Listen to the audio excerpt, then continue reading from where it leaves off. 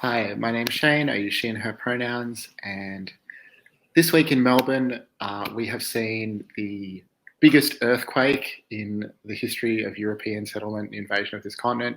We have seen days of the most intense right-wing conspiracy theory rioting that has ever happened, at least since the 1930s in this country. So I feel well prepared for the apocalyptic descent into complete breakdown of reality that is surely what to expect from this, our final session of the Yellow King role-playing game by Robin D. Laws from Pelgrane Press. I will so exclamation in the chat. I'll fill you in the break or something like that.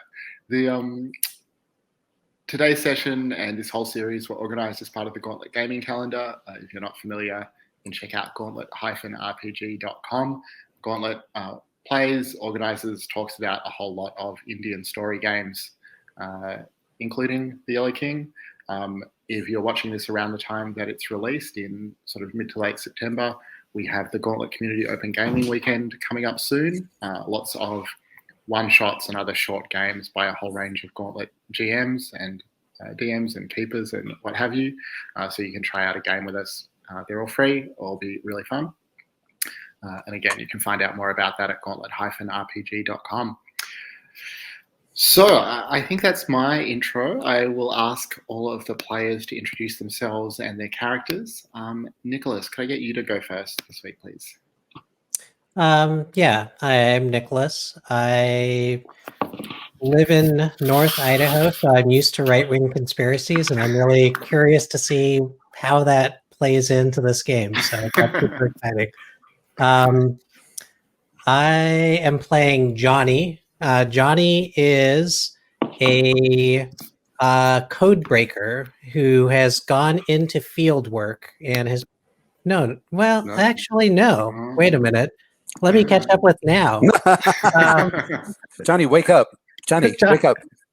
Johnny, you fell asleep in the car on the way out. Exactly. Oh, wait. That was just a dream. Johnny is a marketing coordinator. And man, I've been thinking about Johnny the Codebreaker. I'm gonna have to catch up with the new Johnny. I love that I'm completely unclear whether this is a bit or not. Yeah. Don't tell me. I don't want to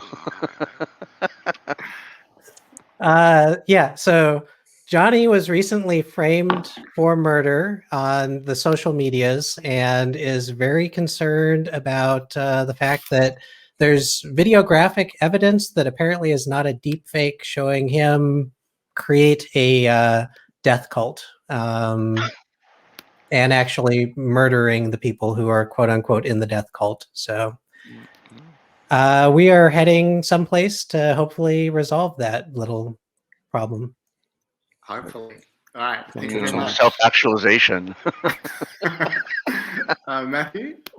Oh, hey. Hi, I'm Matthew. I use he, him pronouns. Today I'll be playing Daigo Karangal, a technical writer for manuals. And he is caught up in this web of like insanity and craziness, and he's just trying to figure out what's going on and decipher the puzzle of doppelgangers and wildness around him. Mm-hmm. Cool. Puckett. Hey there, I'm Puckett. I use he, him pronouns. I'll be playing Marie Lancaster tonight. She is a security professional of some expertise who is diligently trying to figure out plausible explanations for everything that's going on, regardless of how far-fetched that explanation may seem. After all, when the only thing left is the impossible, well, there you go. Thank you. And Brandon. Yes, redefined impossible. I'm playing Marissa Taylor, a young woman, liberal arts graduate who has been working most recently as a barista and who has been bedeviled by uncanny, realistic, and apparently prophetic dreams. Who is determined to see them through to their end and defeat them or die in the process. Beautiful. All right. Thank you very much, everyone. So just want to recap briefly where we're at or where we've been. So in Paris in the 1890s, you were a group of art students investigating the disappearance of a man named Balthazar. You uncovered a struggle between rival cults with differing interpretations of a play called The King in Yellow, and ultimately killed an agent of this king named Mr. Wilde, who appeared both as a sort of well-dressed gentleman about town and as a deformed little creature jumping across rooftops by night. Then, in a war against the American Empire in the 1940s, you were military police investigating the disappearance of some prisoners of war. And you learned the corrupting effects of some supernatural force had created terrible distortions in reality and turned a whole village into monstrous cannibals. You somehow escaped from there back into the 1890s to seek out those earlier versions of yourselves and continue the fight against the power of the yellow sign. And then, in a different version of our present, you fought against a terroristic plot. You closed a portal to another world. You killed a terrorist leader, also named Mr. Wilde, and destroyed an armored truck and whoever or whatever was inside it with a huge explosion. And through all these lives, you have seen glimpses of a war-torn alien city with 2 suns and a sky full of black stars. And all of this you remember, if at all, in these dreamlike fragments. And of course, you realise that none of it is real, or at least until a few days ago you did. You're just ordinary people in the real world in 2021. And recently you've been investigating after you witnessed the fatal shooting of a Dr. Wilde. And you've learned that there is a violent plague of duplicates or doppelgangers throughout the city, including one of Johnny, as you mentioned. And you suspect soon, if not already, of the rest of you. You have seen various other strange and impossible things. At the apartment of Dr. Wilde, you learned that he had identified you with these figures from 1890s Paris and 1940s Europe, and that he believed that something had occurred in some other reality or timeline to destroy a being of godlike power, and that the aftershocks of that event are now rippling through our world. And you have come to believe that Dr. Wilde, although dead, is waiting for you at a cabin upstate. You have a key ring with the cabin's address. And I would like us to start with your rental car pulling up outside that cabin, deep in the woods, pretty isolated. I am going to frame ahead pretty aggressively in this session because it's our last session and there's a fair bit of plot to resolve. And of course, you've got your preparedness tests if you want to have set up anything on your way here or anything like that. There's definitely a sense of foreboding in the air. You noticed a little while ago on your drive here that the incessant notifications on your phones had stopped. And now as you arrive, you see that you just have no signal at all. So I would like to start just by getting you all to make a difficulty 4 composure test. I'll post a link to the dice roller in the chat if you need it.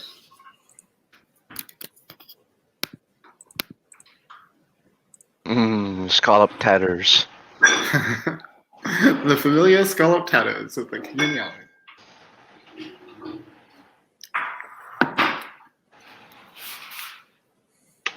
I seem a little stiff today. It's been incredibly humid from the past 2 days, so I may no longer have any moisture left in my body. Fair. Because it's the humidity is because of your exudation. Sorry, the humidity is because of my what? Exudation. Are you causing the humidity? No. Is that why the moisture's all gone from your body because it's been dumped into the environment? Possibly. So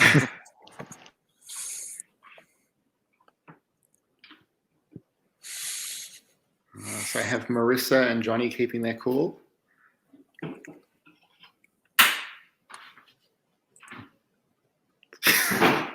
Marie has aptly dubbed the role, "Of course I keep my cool," and has. What about Daigo? Daigo's also took this call. Okay, so no phones, but you're all holding it together. The cabin's just ahead of you. What do you want to do?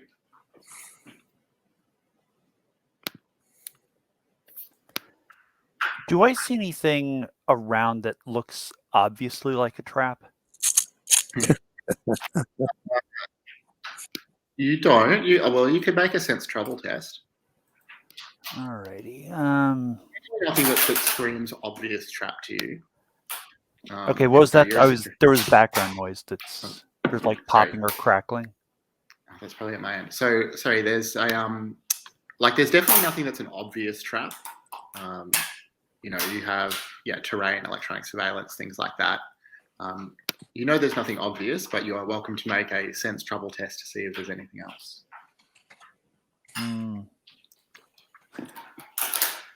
Yeah.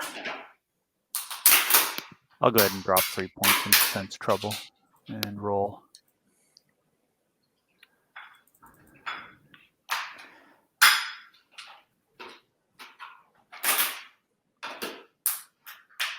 And there's another 5. All right. So you don't think there are any traps laid for you here, except in the sense that arguably this entire situation is a trap. But you do have a strong sense of being watched, not by anyone present, but by some sort of presence. It feels oddly like you're being watched by courtiers of some ancient aristocracy who hang thick in the air around you. Right. I'm going to draw my sidearm. Mm-hmm. Did you say anything to the others? Where's Marie positioning herself? I'm probably taking point. All right. Daigo sort of takes a flanking position with you, so wherever you're facing, he takes up a position that's facing, your blind side.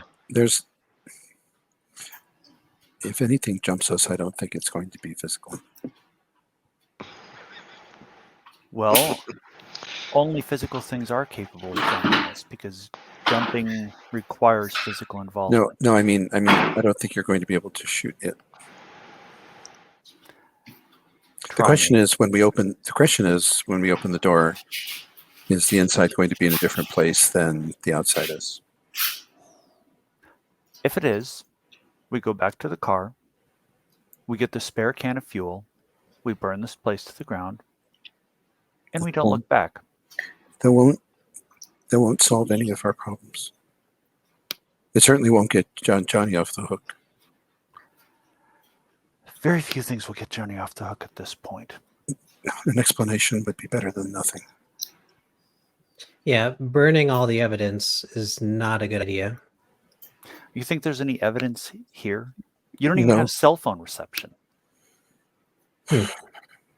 No, but there might be an answer. And we haven't found the ballroom yet.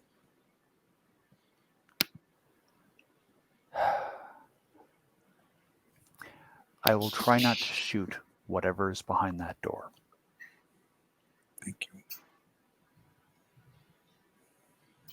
I'm not saying there won't be necessarily anything we'll have to fight. I understand.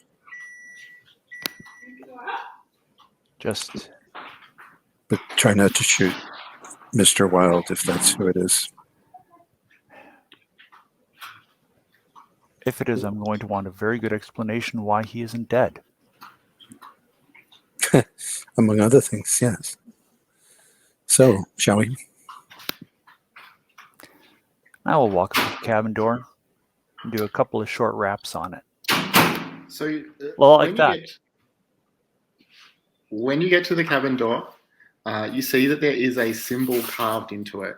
Or at first, it appears to be carved into it, but it's somehow moving. It's kind of inscribing and erasing itself. I think that all of you probably see it. So again, I'll get all of you to make difficulty 4 composure tests.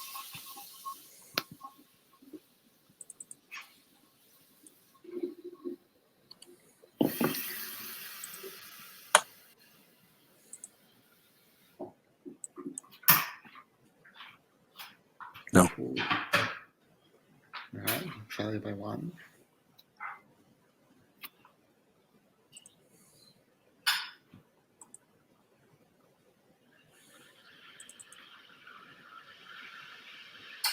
All right, so Marissa, I will get you to take the card. So this might be a little awkward to find because it's in the Paris folder in the drive. I can link to the drive again if you need it. No, I have the drive folder. Okay. So you're after the Paris shot card, A Trick of the Light, surely.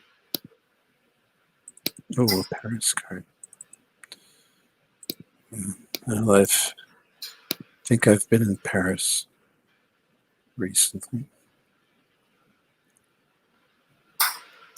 I just posted the drive link for anyone who does need it. Does it have a number?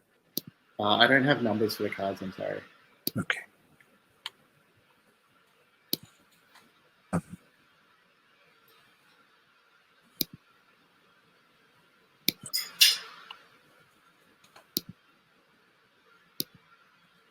Huh.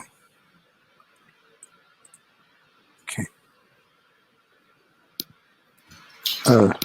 I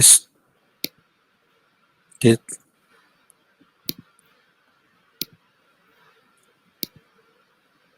The light of that card is the same light. The light of that sign is the same light as in my dream.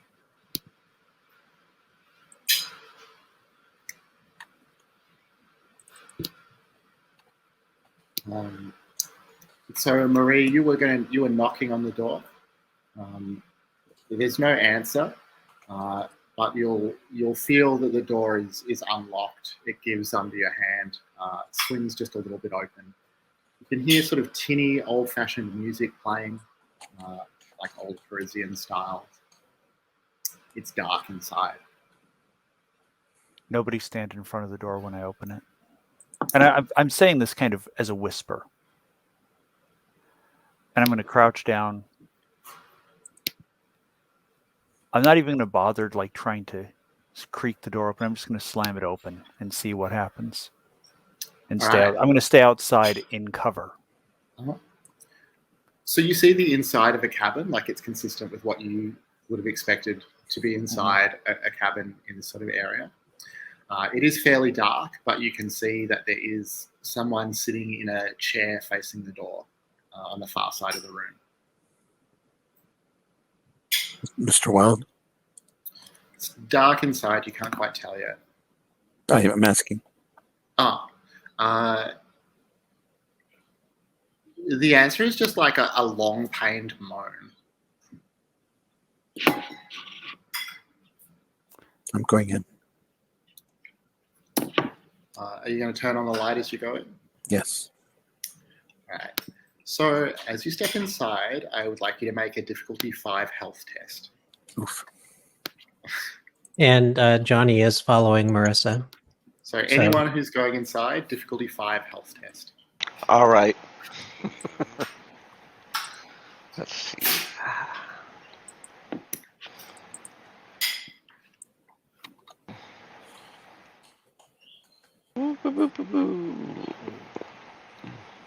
No. Ooh.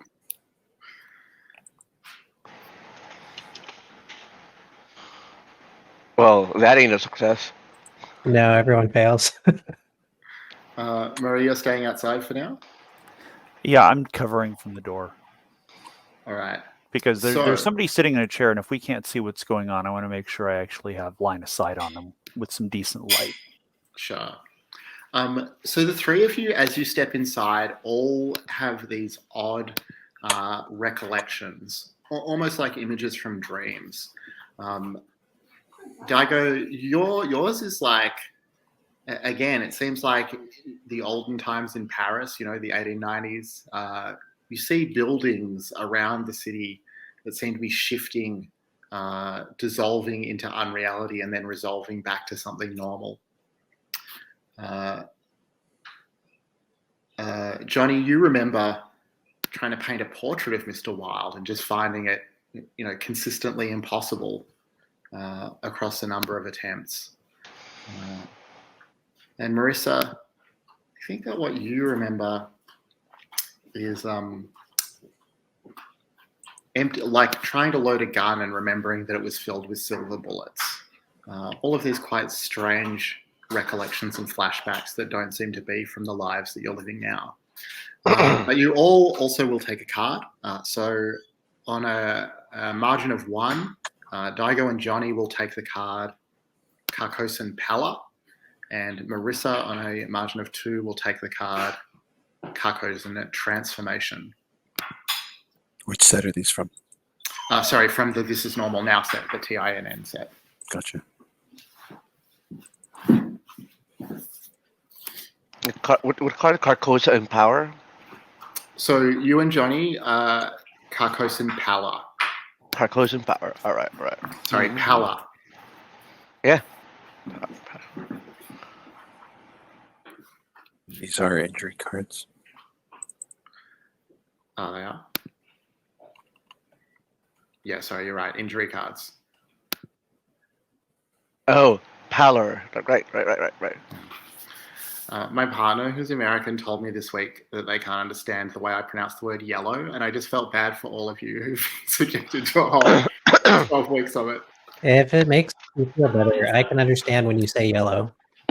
Yeah, I'm happy to hear it makes sense to Same. me. I don't know what that guy's talking about.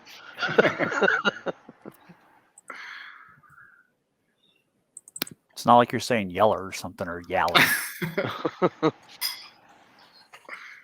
No offense to the people in watching this who pronounce it that way.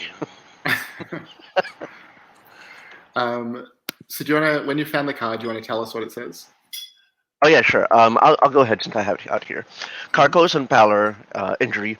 When you receive this, you may specify that it is a shock instead of an injury. You cannot attack a supernatural entity before it attacks you. Discard it by destroying the being whose presence gave you this card. Oh, that's nice. And Brandon, do you have Marissa's one? Yes, I do. To fight a supernatural entity, you must succeed at a difficulty 5 composure test or make an intimidation spend, and it cannot be talking to. Discard under the same circumstances. All right. And so just to briefly talk mechanically about this again, remember that if you take a third card in either category, so either a third injury card or a third shock card, that is where your character is removed from play, retired from play, killed or destroyed in some other more terrible fashion. So the three of you step inside. The long pained moan that you were hearing clearly comes from the chair across the room. I imagine that at least one of you puts the light on and you see that it is indeed Dr. Wilde. The bullet wounds in his chest are visible. He didn't bring any clothes when he escaped from the hospital, from the morgue. His body seems to be coming apart in some fashion. Apart from the visible wounds that clearly were where the bullets struck, parts of his body are just missing, holes opening up with just a kind of vacant whiteness behind them. You've never seen anything like that before. I'll get you all to make a difficulty 4 composure test again. I'm just going to shoot him in the head. Okay. That's not going to help. Yeah, you shoot him in the head to no effect. Wow. You don't even make me roll fighting or anything. Well, Saved you a roll. saved you some fighting points for the climactic encounter.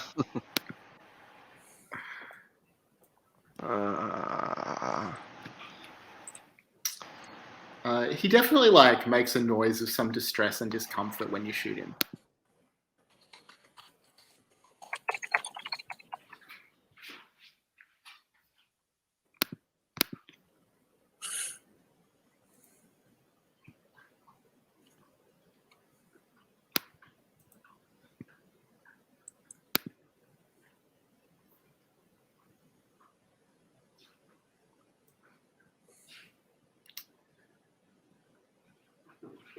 Dagger? Oh, sorry. Were you asking me a question? Oh, sorry, just a difficulty for composure test for. That's right. Sorry, I was looking at the injury cards. That's right. No worries. I was just like so concentrated. My brain went to another space. Composure test, right? Mhm. All right. Let's. Oops, that was not a roll. Ooh. I was Alright. trying to add. I was trying to add one actually. Well, that's still a failure. It's true. It is true. A failure by both counts. Anyway, So I'll get you to take the shock card, the this is normal now shock card, no safe place. all right. No safe place. Shock card under TI under Yes. This is now normal. Yeah. Yeah. Um, Sorry, what's the name of shock card? the shock card is called. No safe place. Yeah. No safe place.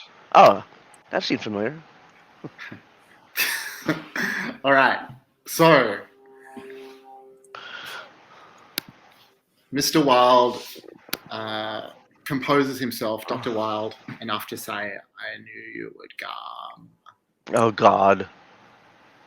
You know who we were? You were supposed to come as midwives and servants as I birthed the king into this world. I have been preparing for this day for 100 years, but something is wrong. We fought you and yours at every turn, it seems. I thought I would prepare you for your role, but something has happened. A chunk of his head falls away, revealing more of the white light beneath. Mm.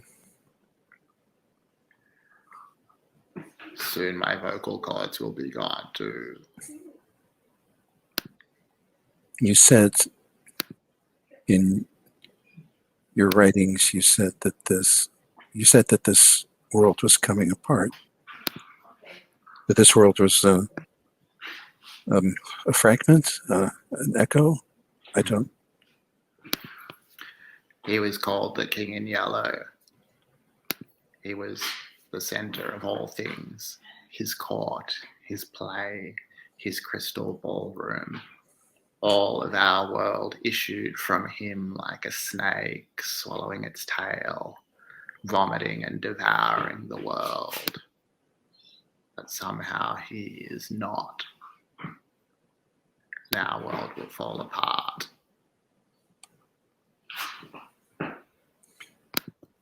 Is there nothing that can sustain it? There has only ever been the king to hold it together.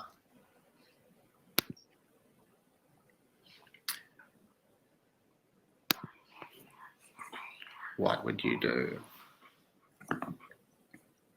Is there no succession? They gather now in Carcosan to plan the coronation. But what will come, who can say?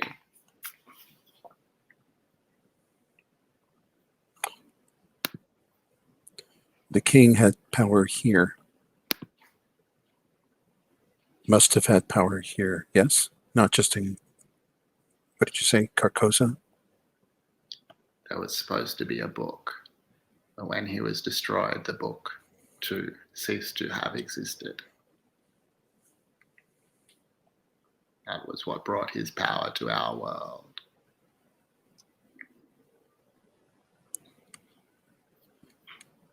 And that power, is it gone? Or is it just no longer his? There is an emptiness at the heart of all things where the king should sit. Some more of his body falls away as he says this. How did we get there? Marissa, surely you know you have always been in the Crystal Ballroom. Yes. He draws himself up from the chair and advances toward you. Towards us or towards Marissa?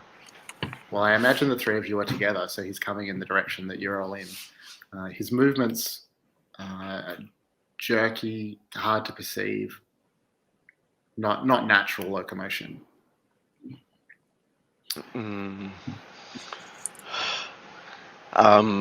Daigo, Nicholas, Marie. What he's saying is that this is the Crystal Ballroom. And what we are, this cabin, this woods, and everything is an illusion. Whoa, wait. You mean all of it? All of it As is in a crystal ball. All of it. any- A very sophisticated, important, useful illusion. But if you strip the layers away, we're in the Crystal Ballroom. Are we alone in the crystal ballroom, or are we like? I don't Is it know. all of us? All of? I don't know. Earth? When I visited there, when I was there in my dream, when I saw the truth of it, there were other entities there that laid dominion over it. But I don't know who they were because I couldn't turn my head. Wild starts to cackle in the most awful, villainous laughter imaginable. And there's a sudden, imperceptible movement, Daigo, before he is on you, attacking you. I was literally, What were you about gonna to run my arm, against his chest and shove him against a wall. Well, you No, you will get have the the chance. chance now. So this will be a combat scene. So all of you need Okay. to decide, first of all, what your objective is here. I guess either to kill, restrain, or escape. What are you thinking? I think to restrain. Make I'll it just for me. point out that escape might be a better option since kill apparently There- doesn't work. There isn't an escape. Well, we can decide that just as well outside this cabin after we set fire to it. That should melt an illusion, shouldn't it? No. How do we know he can't? What can we do to make him like? And Daigo's saying this. How can we make him take us out of this ballroom? Take us out of this place? We can. No. The only way. We're not actually having this conversation. Yeah. So I would vote. I would vote for destroying him. He clearly wants to be destroyed. Yeah, I mean, just for clarity, like your characters may believe that it's not possible to kill him, but as players, you should know that it is possible because of the combat mechanics work. Yes. So I would say we can we may not be able to kill him, but we can destroy him. If he that's comes what he apart wants, that's probably a bad much idea. more than he is, then he's at least not going to be able to physically assault us. All right. For the purposes of declaring my objective for this combat, and I don't know what the others are going to do, is it's really a matter of trying to restrain Wild because Daigo doesn't really know what to do, what to make of the situation. But what he does know that if he pins Wild, it buys, he believes that it buys us some time to think about the situation and, at least have, kill him, injure him, do what needs to be done. Sort of, there's a protect my friends, protect my, my colleagues maneuver. All right. Johnny, what are you thinking? Due to my injury, I cannot attack. So I think I'm like cowering in the corner. That's pretty intense. So, Yeah. I mean, the nature of this is that he will be attacking all of you. So I think that will, because that was the trigger, right? You can't attack unless he attacks you first. Correct. Yeah. But yeah, so I think this will count as him attacking you. He's attacking the group. Okay. Yeah, I've got the gun. You are still welcome to cower in the corner if that's what I'm going to cower in the corner until the appropriate time and then pull the gun out and try shooting him, hopefully to effect. Okay. So I'm going to let more light out of him. all right. So we'll talk I have about a- what I your have a specific kitchen actions knife. will be in a sec.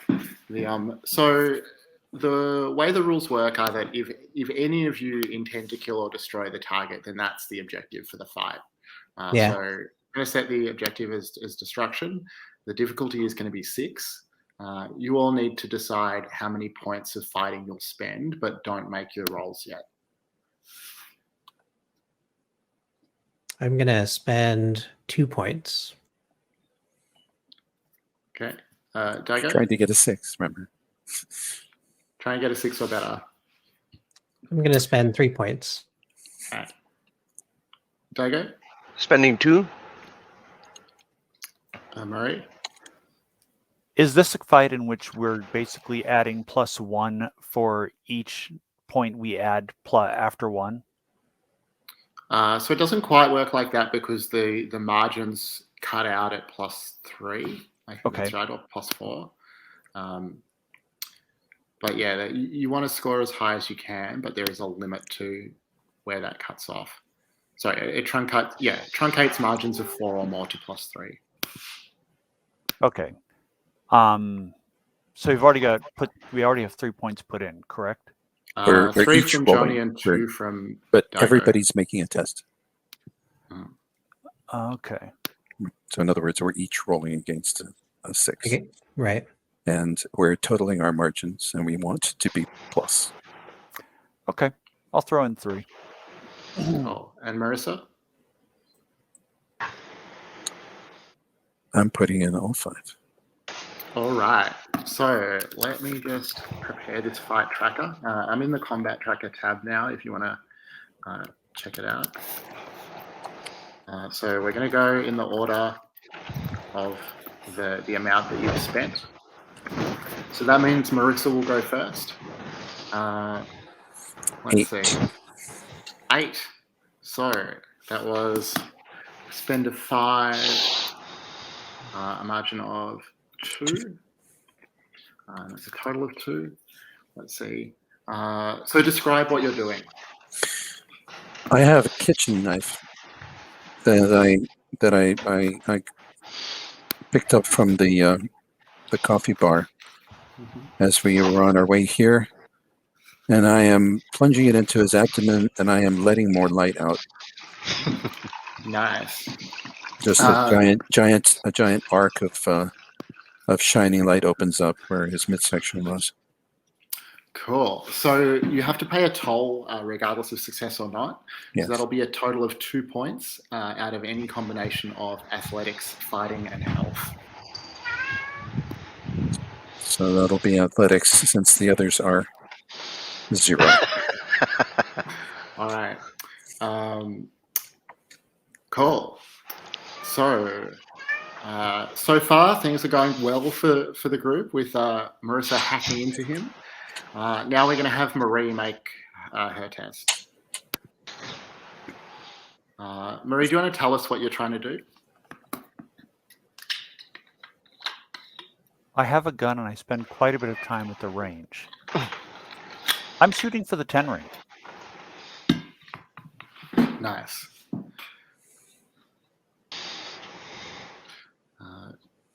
So difficulty 6 fighting test, and you're spending 3.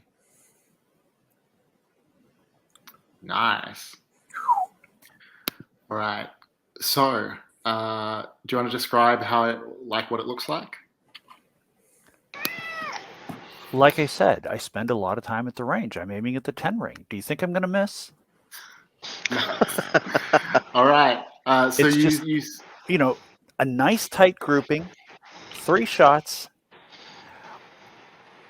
This time, since shooting him in the head didn't do anything, I go center mass. Mm-hmm. Nice tight grouping, just right at the heart, or where his heart would be. If he still... Does he still have a heart? Yes, you know it's what? just not beating.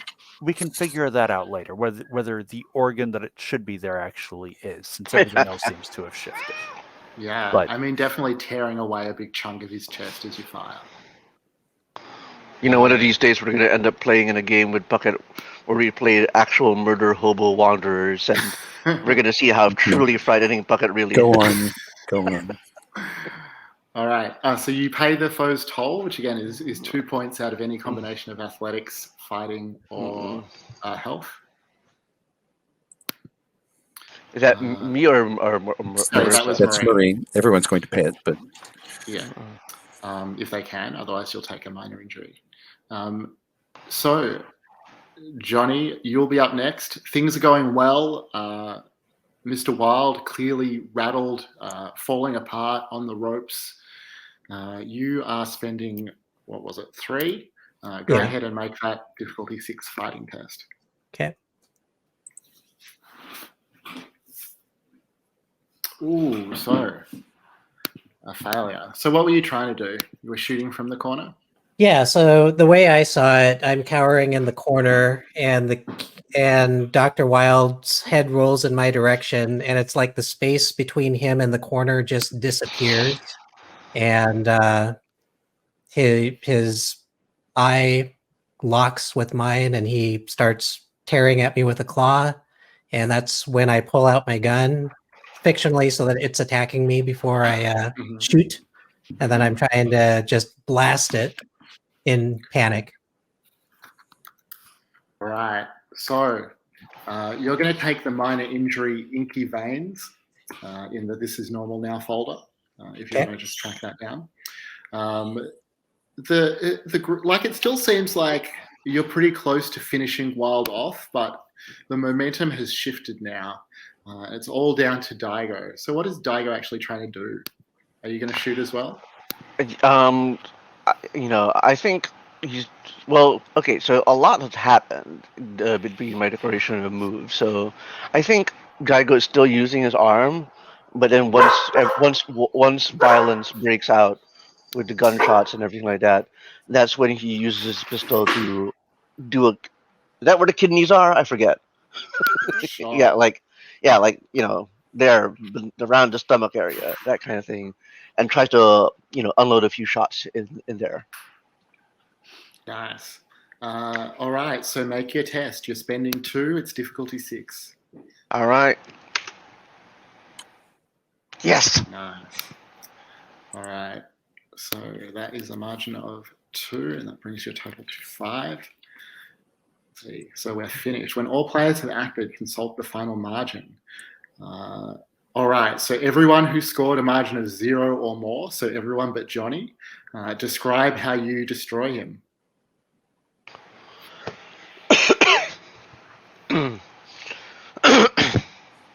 Excuse me. I should have muted that one.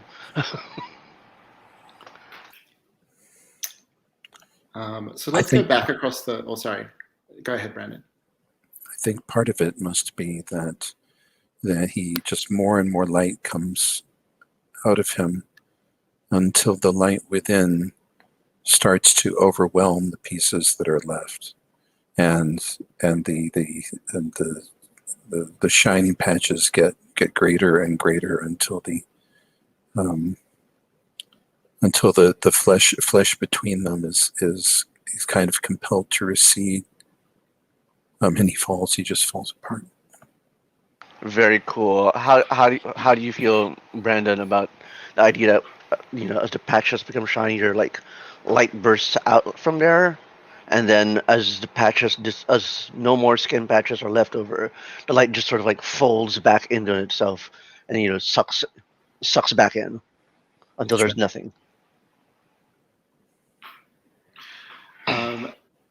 And Johnny, do you want to tell us about Inky Veins? Yeah. Inky Veins, all tolls increase by 1. After paying a toll, roll a die, discard on evens. And I think, fictionally, there's just a blackness to the veins that normally doesn't exist on Johnny. Yeah, pretty noticeable. Yeah. Yeah. All right. So both Johnny and Daigo have to pay toll. Oh yeah, sorry. No, Johnny doesn't. You don't pay a toll on a. Oh, I'm sorry. on a On a miss, on a miss. failure. Okay. But yeah, you're right. Daigo Daigo, you has- need to Daigo pay a has to be a toll of toll. 2 from any combination of fighting, health, or athletics.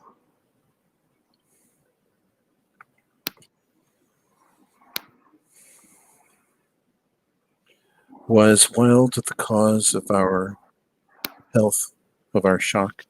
Yeah, he was. Okay, so those injuries, the Carcosan pallor and transformation Yeah, result. that's right. Yeah. All right. And I think a Trick of the Light does too. Yeah, I think that's right. Yeah. All right. And you are left, the 4 of you, well, the 3 of you inside and Marie outside the cabin. What do you want to do? I would like narratively to say that Marissa has little drops of light on her hands and her knife blade. And How does she feel about that? she feels good. She's taken control of something.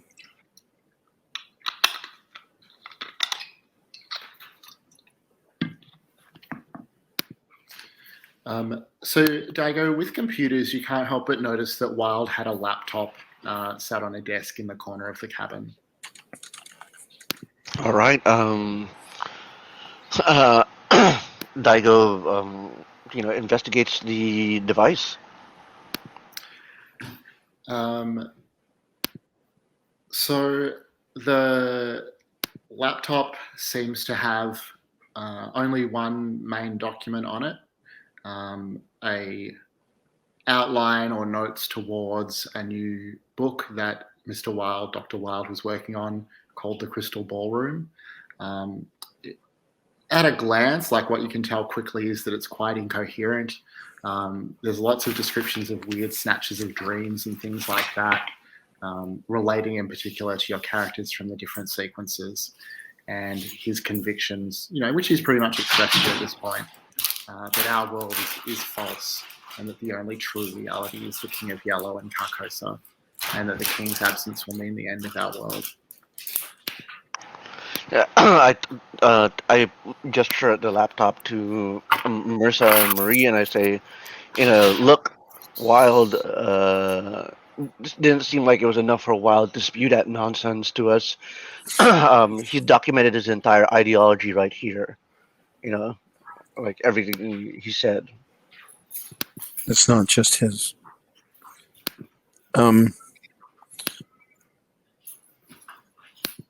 I have occultism, and I would like, at this point, to start putting together a rite to dispel illusion. While other people are doing stuff. So I'm just slowly and I think I have a tiny bit of reality here on my hands and on my knife. That will help. That's awesome. Do you? So I think you'll need to spend an occultism push to make that work. I'll do. And do you want to describe, like, fictionally what this ritual looks like, or what the others see you starting to do? So I'm just sort of scrounging what might be here in the cabin. Maybe I'd find a couple of candles, and a piece of chalk or a Sharpie that I can draw on the floor with. I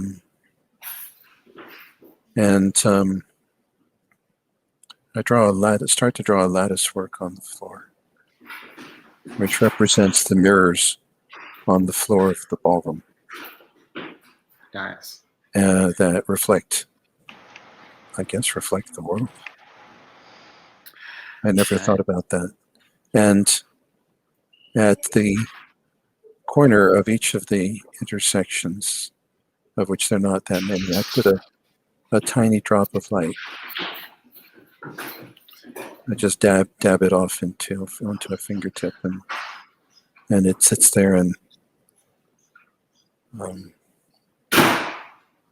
The candles I like the candles to throw shadows, because shadows confuse outlines and help the mind travel. That's what they've always been used for traditionally. They blur visually the lines between this world and that. Cool. That's awesome. Marie, what are you doing while this is happening? By this point,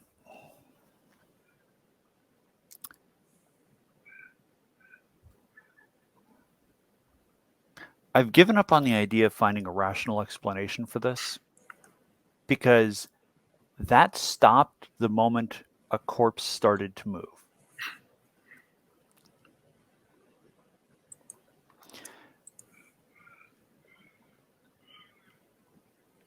At this point, I'm just standing guard.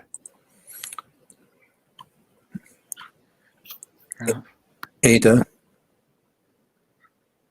I say to Marie, we'll need all the help you can give. I don't know what that should be. But Who? No. What were the other names that were on the board? Let me see. Jack?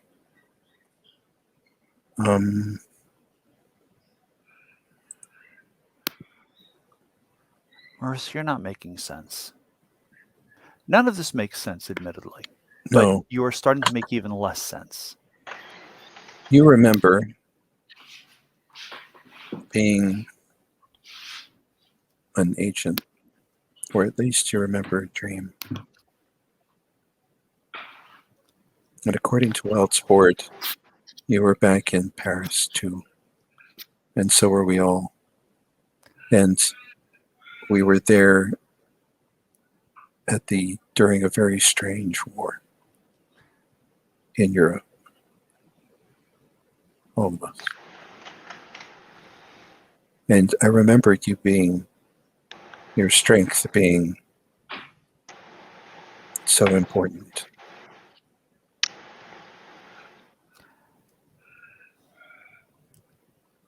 I think I remember that you kept me alive at one point. At this point, sorry. But go ahead. Now I was going to say, in the middle of this conversation, at this point, you hear a smash, and you see that Daigo has unplugged the laptop and has destroyed it with a fireplace spooker. I think Johnny was like huddled over your shoulder, hoping that this had all the evidence that we needed, and is just shocked that you would do such a thing to the last shreds of evidence. How could you? I'm going to assume mechanically that there was nothing else in there because of the computer rule and everything. Nothing Johnny, you're going to get. Daigo, I need you to help me. What do you need help with? I need you to see something that is really here, but you can't see it yet. I'm going to describe it to you. And I want you to picture it as hard as you can. All right, and Daigo reaches for a napkin that he has, and he say, you missed a spot, and rubs somewhere in like the abdomen area or stomach area where you missed one of the stains.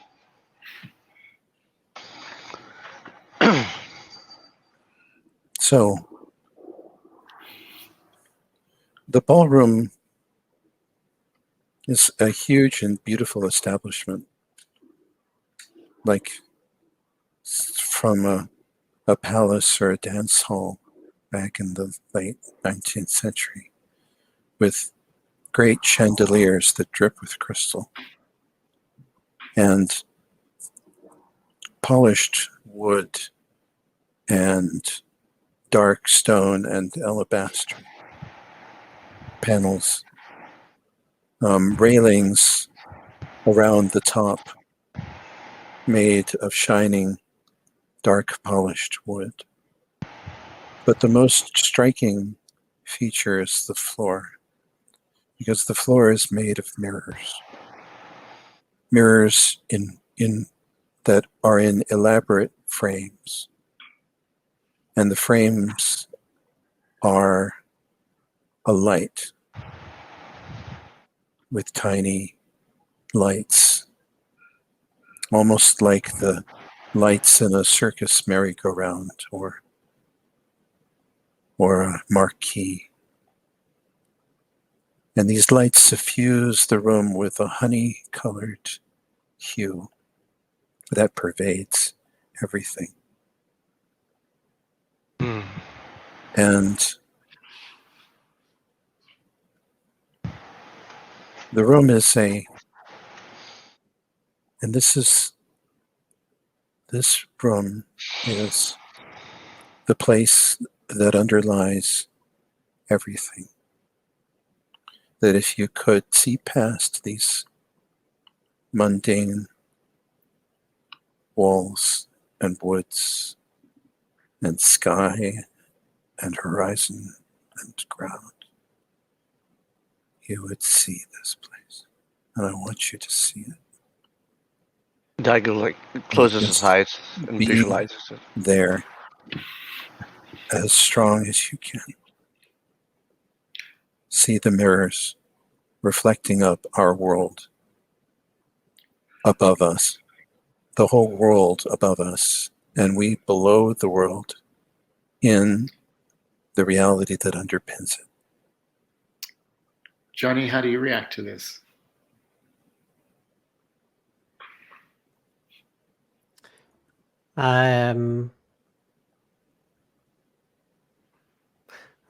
Listening, I think it's all a little too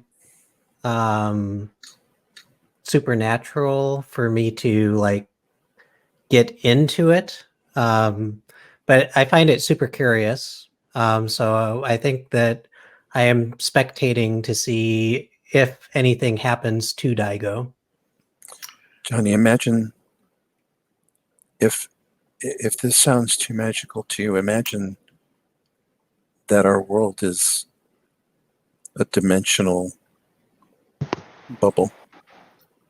You know the theory of multidimensional reality, yes?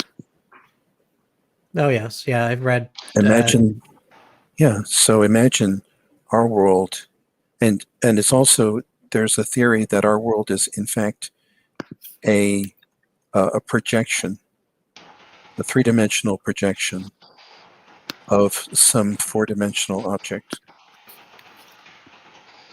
that we can only perceive three dimensions, but in fact there is another one, as it were, underneath it all, that is causing our world to be.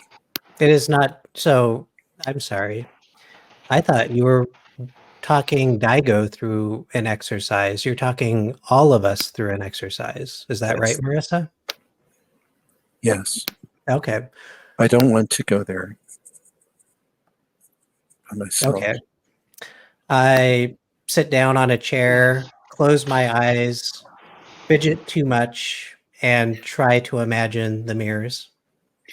So Marissa and Maurice see, and Daigo and Johnny hear the sound of a great curtain falling. The back of the cabin covered now by a huge kind of theatrical backdrop that seems to show some sort of war-torn city with two suns. The sound is probably loud enough that Daigo and Johnny open their eyes and see that it's happened as well. And that's like, holy fuck, is the first thing you hear from Johnny when he opens his eyes and sees that. And after a moment, you realize that it's not a backdrop, that you're in the city of Carcosa, that you've always been in the city of Carcosa. You remember everything that's happened across all of your lives, the ones that we've played out and the ones that we haven't. And let's take our first break there. And we'll come back and see what happens in Carcosa. So we'll come back about 1:15. Hello.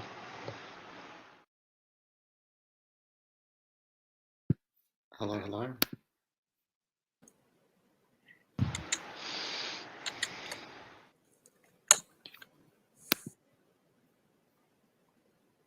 All right, well, back. So I will get you all to make a composure test for me as you arrive and realize that you've already arrived in Carcosa. Difficulty 6 composure test, please. All right.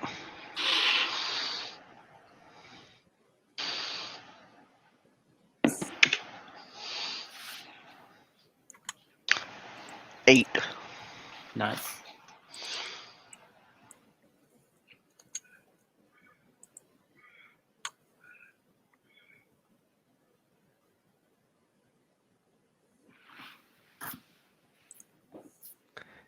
That's a 3. Mm-hmm. Johnny on brand.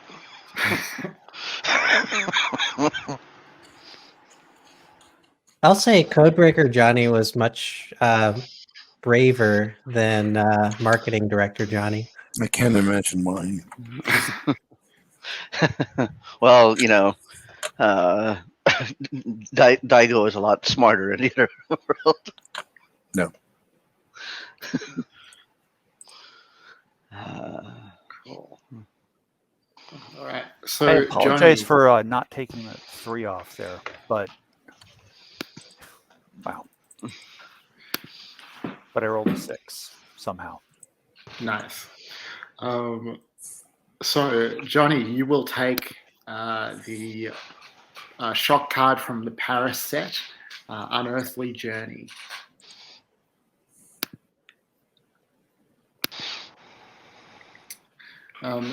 So again, you found yourselves. I missed as well. Oh, you did. Sorry. Did. What was your margin? 2. 2. Okay, so you'll also take the Unearthly Journey shock card from Paris.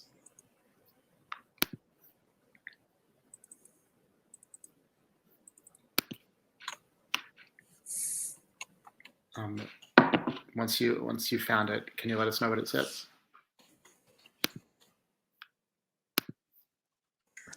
Yeah, -2 to all tests. Trade for alien shores by succeeding a test that harms the schemes of the King in Yellow or his cat's paws.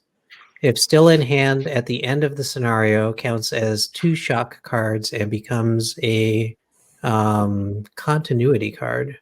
Yeah. So this is our last session, so it doesn't make a difference that it would become a continuity card.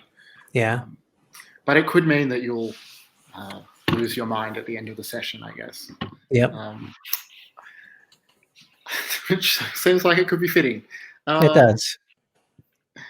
All right. So you are in the war-torn city of Carcosa. You can see in the distance the palace. You can see that there are battles going on throughout the city. That would be a perilous journey to get to the palace. Nearer to you on the street that you found yourself standing in, I don't think we established a name for it, but you recognize the coffee shop where Marissa works, or at least it's Carcosan. Sufficient Grounds. Sufficient Grounds, thank you. The Carcosan branch of Sufficient Grounds is just in front of you. What do you want to do? I want a cup of coffee.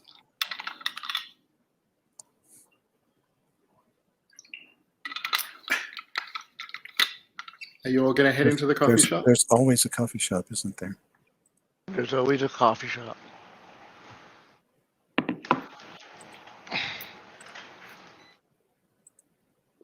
So you're going to stop for? Is everyone happy to just Yeah. stop for composure and stop for coffee and make a plan? Yes. Marie? There's no way in hell I'm not getting coffee. Are you kidding me? All right. Okay. So there is something off about the staff in the coffee shop and the patrons. All of them have faces that are sort of unusually pale and blocky, almost mask-like. But they serve you coffee. It smells like coffee. It seems more or less like a coffee shop should seem, even though it's rattled occasionally by a nearby explosion. What do you do? revel in the sheer normalcy of having a cup of coffee in an alien world.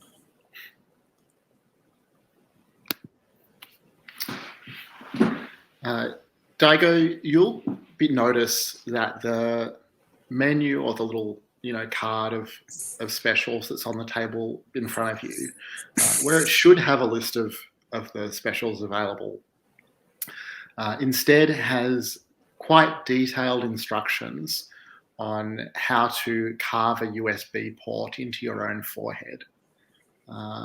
I would like you to make a difficulty 5 composure test. This is where knowledge is bad.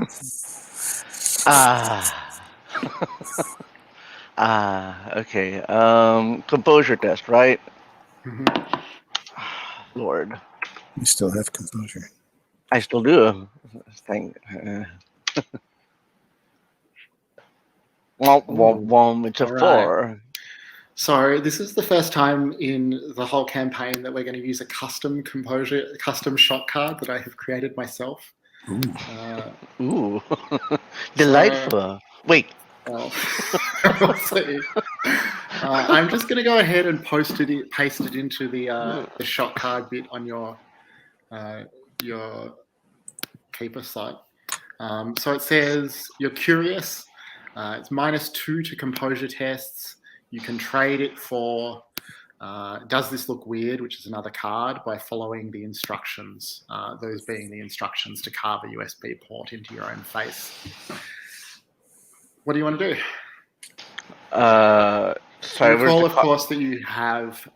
Sorry, I've just pasted it at the bottom of your column in the character keeper. Oh, at the bottom. Wait. Yeah, I'm going to refresh the character keeper. Just on Daigo's personal... Oh, it's not in the card section. Sorry.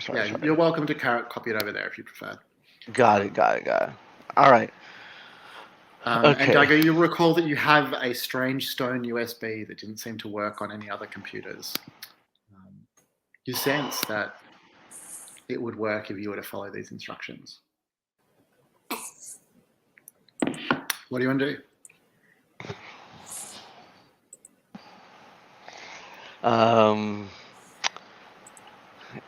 Well, I'm not taking that -2 to composure test, so go behind the counter and look for the appropriate implements to begin my work.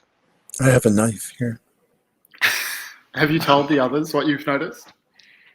No, I have not. I just go, Oh, Marissa has a kitchen knife. I mean, she used it to carve someone anew. Wait, where are you sitting when you're having your coffee? Are you indoors or outdoors, or where? I think we're indoors. Yeah. Outdoors, there's a war going on. I'm indoors, and Marissa has just propped the kitchen knife on the table next to her coffee cup. All right, I get Daigo gets the knife, and begins his work in the back of behind the counter. Okay. I'm not hiding, just sort of like, there's a workspace. Why don't you go to the bathroom? That way you can see what you're doing. That's right. Yeah. So use the bathroom mirror or any other reflective surface, to. Yeah, there's glass counters and things like that. You can definitely find a reflective surface. The floors are not mirrors, right? They're not mirrors at all. Not here. They're not here. All right. Yeah. Do you go into the bathroom, or can the others see what you're doing? I kind of want others to see what I'm doing, if only just because it just seems more cinematically dramatic. So I'm kind of looking. I'm looking. Are you troubling to tell us what you're doing, or are you just starting to carve something in your forehead? No. All right. So if you all see, Johnny will try to stop you. Like he puts the USB stick. Daigo, what are you doing? No, Daigo. It's not over yet. You don't have to. You don't have to end it now. That's also not a very good way to do it. Yeah. Why would you go for the forehead? But no. I say, you don't understand. He has the stick on the table, which is, I need to know more. And he's holding which is, and this is the only way to do it. You can't And open a hole in your head. People have tried doing things like that. I look to Marie like, is this okay? I try. So, You know While what, afterwards, trying to it's Daigo? restrain Daigo. Already starting. So I'll get everyone except Daigo to make a difficulty 4 composure test as you see your friend and ally start to carve a hole in his own forehead. I was not even going into the coffee shop. Okay, if you're I- waiting outside, then you don't have to. Yeah, I don't trust any of this. I thought you wanted a cup of coffee. Do you want me to bring you out one? No. I don't trust any of this. Food, drink, being here. No. It's all wrong. I think Marissa would bring Marie out a cup of coffee. And if she refuses it, then Marissa will drink hers and then drink another one. Wait, so who's here stopping me / going insane? Nicholas is trying to stop. Johnny Just was Nicola. trying, yeah. Yeah. So let's go. My 5 composure is actually a 3 because I take -2 on everything, and I forgot about that. Okay, so you failed by 1. What about Marissa? Well, I actually failed by 3 because I forgot to put the -2 on there. Oh, okay. Well, this was just a difficulty 4 composure test, I think I said. Is that right? Oh, okay. Yeah, then by 1.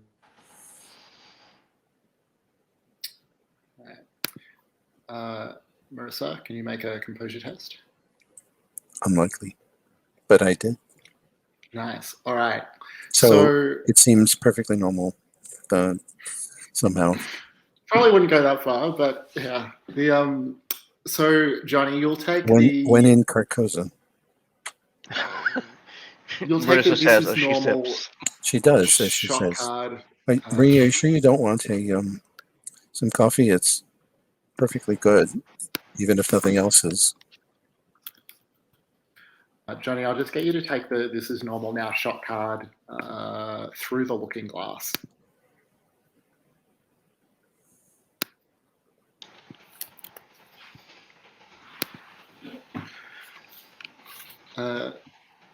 So Daigo, it's quite painful, but you do successfully carve a USB port into your forehead. Nobody in the coffee shop, apart from Johnny and Marissa, seem at all disturbed by this. Are there other guests at the coffee shop? Oh yeah. Oh yeah, this is even better. Yeah, no blood, no nothing, no. Oh, you're bleeding, yeah. Yeah. Yeah, and Johnny was unable to restrain, so I think Daigo proceeds to put the stick where it's supposed to go. Okay. So a further set of instructions sort of unfold in your consciousness. It's some sort of schematic for a machine. It looks like you can assemble it out of parts that you could scavenge on a battlefield.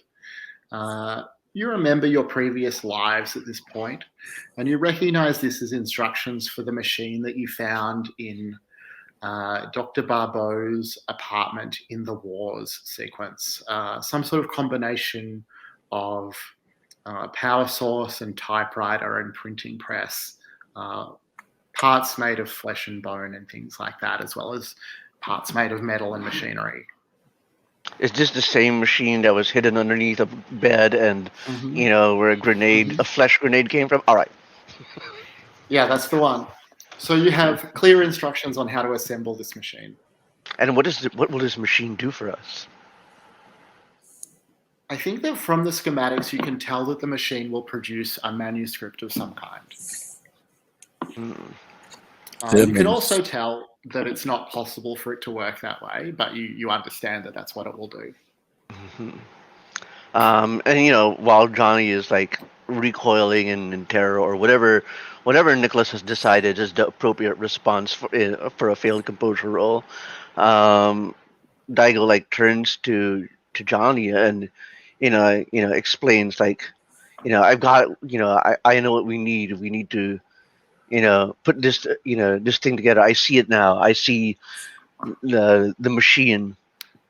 Do you remember the machine? I don't remember the machine.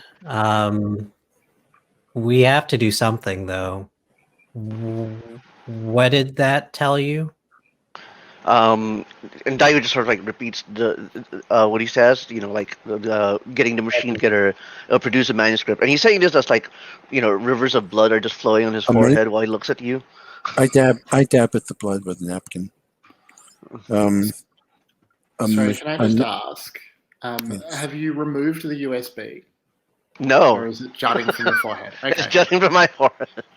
And just to deal with the mechanics, so you do trade away that card because you followed its instructions. So instead, you're going to take the "This is normal now" shot card. Does this look weird? All right. And sorry, Brandon, you were going to say something? A manuscript. You mean the manuscript? Isn't that right? Yeah. Daigo nods, sort of like, well, I won't say enthusiastically, but definitely like, yeah. That's the one. That's the one. That's what we need. That's the only way we can save things.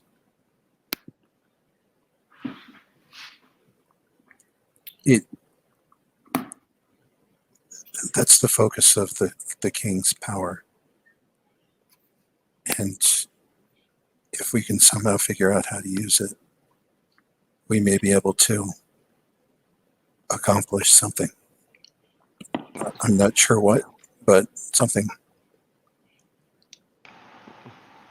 So I just want to cut for a second to Marie. Sorry, I'll come back to you. Marie, you're just waiting outside the coffee shop, or what are you doing? Well, how close is the fighting? It's hard to say exactly. At times, the explosions rattle the ground that you're standing on, but there's not, there's not fighting in this street. The gunfire sounds fairly distant. Okay. Yeah, then I'm standing outside, looking around, keeping my eyes open, because every instinct I have says this is wrong.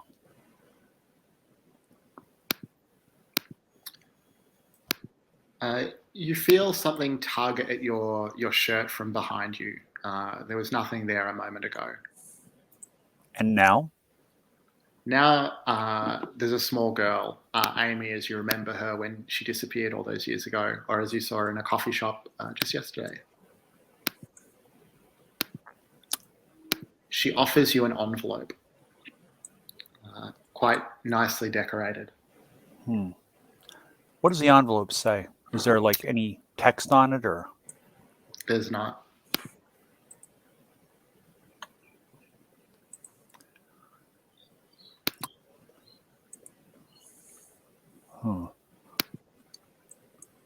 But she clearly wants you to take it. Yeah, that's what has me concerned. I mean, there's a reason why fairy tales warn people about taking things in environments they don't understand, whether it's eating or drinking or accepting something like a gift.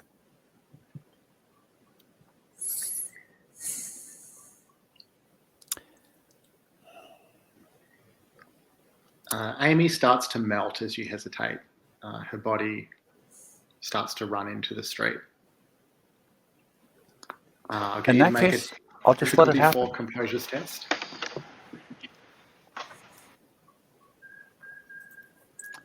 All right. Yeah, that didn't go well. All right. So as she melts into the street, sort of blood and viscera pooling around your shoes, you're going to take the "This is normal now" shock card, Omnipresent Horror. Aptly named, I would say. And is that just in the cards folder? Yeah. Oh, sorry. Okay. Let me just double check how the folder is organized. This is a shock or an injury card. A shock card. Yeah, so it'll be in the cards folder in the TINN shock cards subfolder. And that's which one did you say it was? Omnipresent horror. Okay.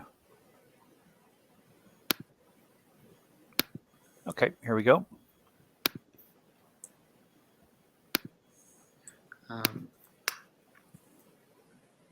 And the envelope sits on top of the molten pile of gore that was Amy a moment ago.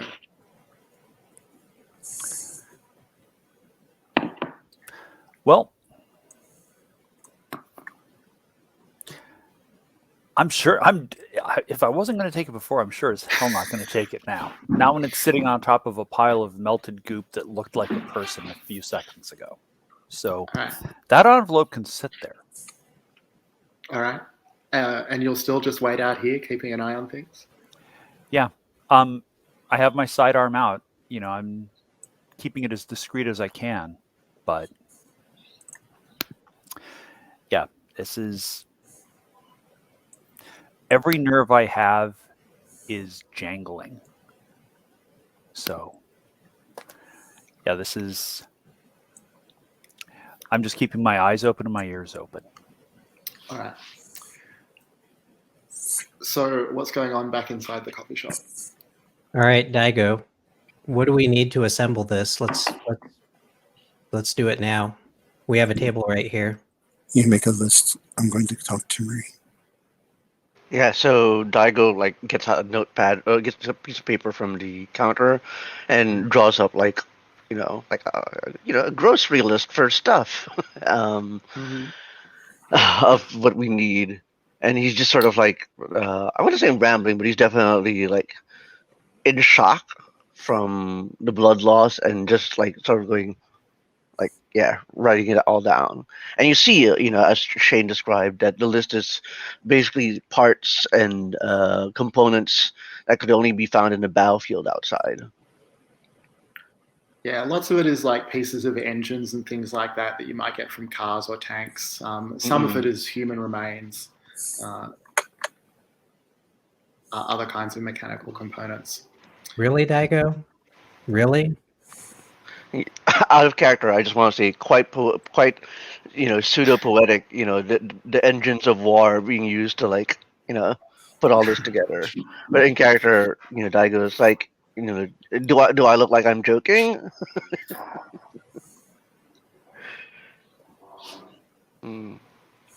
Well, I mean, this is the only way, right? How serious do I need to be? And No, drop you've proven your commitment on this one. That you're obviously serious. All right, Johnny, you notice that the USB is sort of rattling slightly in the port in Daigo's forehead. I'm gonna try and pull it out. All right, Daigo, will you let him remove the USB? No. You're gonna scuffle over this? I would say scuffle, but definitely like Daigo like averts his head and it's like, no, So I think the way there's we'll more do to be this learned. is we'll just get you both to make a fighting test, and whoever's total is higher will succeed. All right. How much fighting do I have left? I'm not sure if I have much left. Do I? Let's see. Well, how much do you want to keep that USB in your forehead?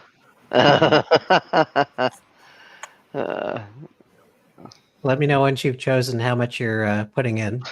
So I reckon, what I would like to do, neither of you say, but both of you type it into the chat, and then we'll get you to hit enter at the same time so we find out together how much you've each chosen. All right, let's do it. I'm ready. You ready? Daigo, you ready? Wait. I have lost track of my brain cells. Oh, looks like that USB stick is affecting me more than I thought. Okay, I'm ready with my number. All right, both of you hit enter. All right, so both of you make your tests now. Let's go with Daigo first. Okay. Ooh, so Oh, wow. Johnny cannot succeed. So No, we won't not even very need to good. roll. All right. So Daigo very abruptly moves his head, or almost preternaturally quickly as you try and grab at it. Yeah. Look, that's not healthy, man. You got the instructions. You can remove it now. But what if there's more? There's more. When we get the parts, when we get the parts, and when we get everything together, I don't want to have to, worry about an overlooked detail or anything like that. Let's just keep it in here, man. Let's just keep it. Okay, while we assemble it, I guess that makes sense. But I'm cool. Are you cool? all right, I'll start with some of the biological part. All right, so you broke up a little there, Nicholas. Oh, I'll start on some of the mechanical parts. You find those biological parts. Johnny not keen to start cutting up bodies.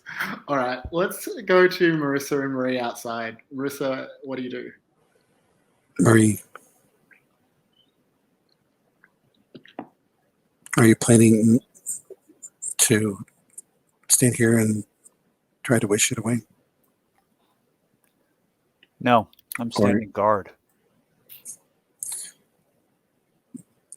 We need to go out and collect items to make a machine. And to what purpose? To make a copy of the manuscript.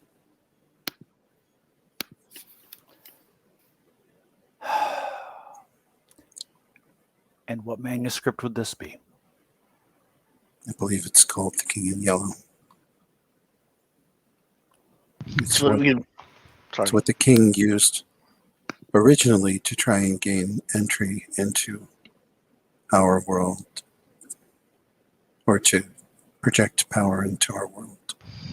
But now that he's dead, it's the only thing in our world that has enough power, maybe enough power to hold it together, if we can figure out how to use it, if we can make it. But the alternative seems to be to simply lose our minds here in this alien place, slowly but surely. It's what we've been looking for all this time. This world may be the real world underlying it, but I prefer to return to the illusion. Thank you. I think we can only do that, though, if the illusion doesn't come apart. Out of character, we remember everything now, right? Mm-hmm. Yeah, that's what I thought. So you're telling me that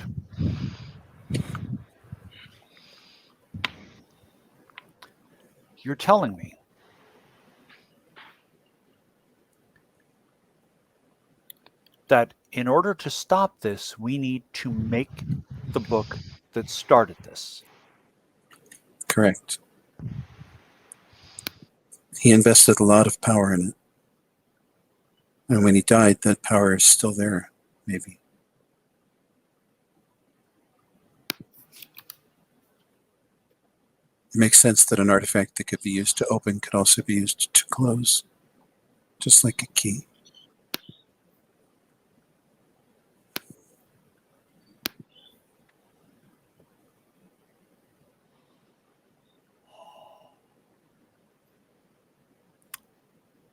Stories like this don't end well. They're not ending well now. We have a chance to rewrite the ending, perhaps literally.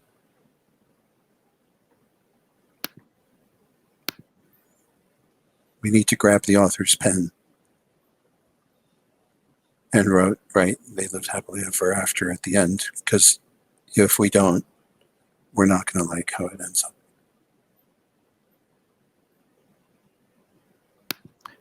We probably aren't going to like how it ends up anyway. Maybe so, but What are these parts? I'll take some chance over none, right? Like I said, what are these parts? Daigo's made a list. Some of them are machine parts, some of them are bits of human remains. This is a battlefield. There should be plenty of both.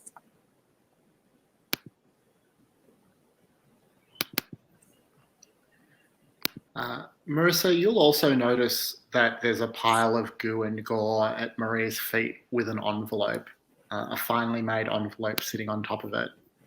I'm going to pick up the envelope. It's like you would like an invitation, right? Beats me. A kid was holding it before she melted to goo.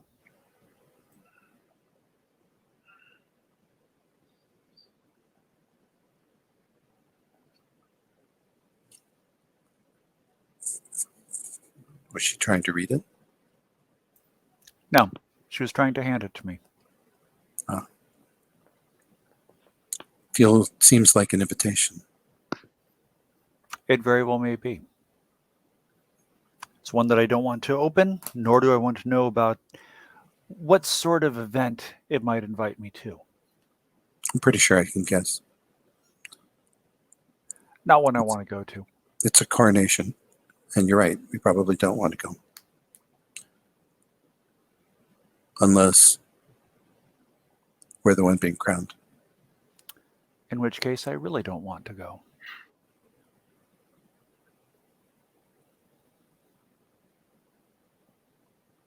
I'll hang on to the invitation. You never know.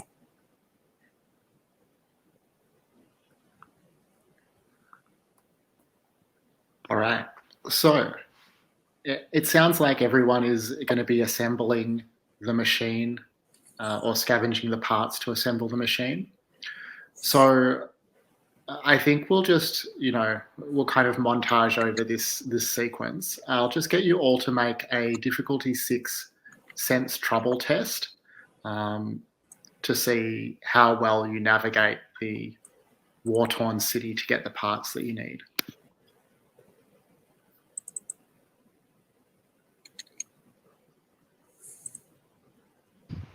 Throwing a 3 into that roll.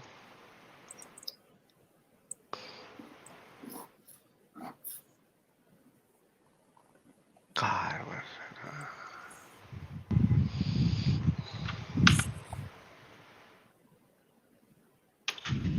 I feel very self-conscious about scratching my forehead. As well, you should. Yeah. Hold up.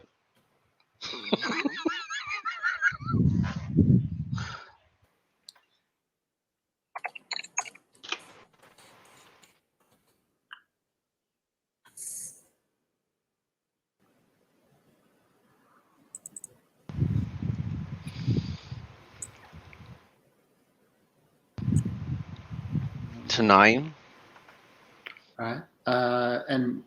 Okay, so I have a small miss for Marie and a larger miss for Johnny. So I'll get you to take, Johnny and Marie, I'll get you to take injury cards from the wars. If you open up the wars injury set. Marie, you'll take the minor injury caked in ash. And Johnny, you'll take the major injury 3 inches to the left and you'd be dust. And I just love that. Oh, sorry, go on. I just want to say I love that Johnny is Nicholas plays Johnny is very fearful, and also, the results to make it deserved. Like he's right to be afraid. I think everyone is right to be afraid at this point. Yes.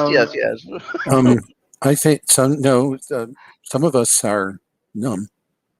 Yes, numb. Numb is the right word. Yeah. I'm not sure I can be any more afraid, really. It just washes all over you. Would just like each of you to just narrate like a real brief vignette about what happens as you're scavenging these parts. So Daigo and Marissa both narrowly avoiding the dangers of the city. Marie and Johnny both at least partially succumbing to them. Daigo, you're kind of taking the lead at this point. You've got the instructions. What happens for you? Are we all going together or separately? Good question. Yeah. We're just going to montage this scene, so yeah. It doesn't really make a difference. Yeah. I understand that. I guess this looks like sort of like, because if the war is going, then Daigo's just expertly navigating the field by jumping into the trenches, when it's the right time, emerging to take cover behind wrecked vehicles, and salvaging the bodies as need be. And he manages to do this like, I don't mean to be flippant, but this is practically ninja style at this point. No. Marissa has a piece of paper in one hand on which are drawn a few items that actually she's familiar with them all. No, she's just got a list. She shouldn't be familiar with any of them. But she is, she spots a what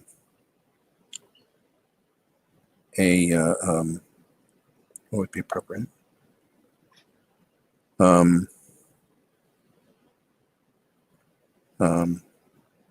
of the items is a blasting cap, and she spots a grenade that she knows will yield one when taken apart.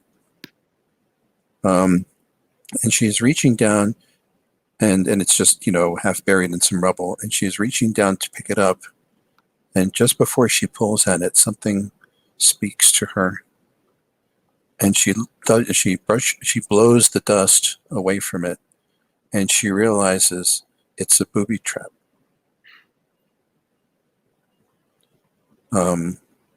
Designed to blow up anybody who disturbed it. And she puts it down for a moment and leans against the pile of rubble and catches her breath at the narrowness of her miss. And then she gathers herself again, and slowly but gently holds the pin into the grenade as she frees it from the object and avoids setting it off. Nice. Marie, what happens to you?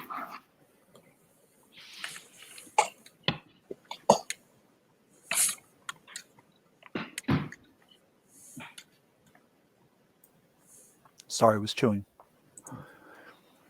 So I need to make a difficulty 4 composure test as part of this card, first of all. Okay. What is the card? Take the Nash.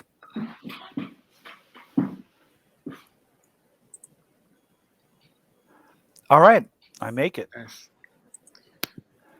So,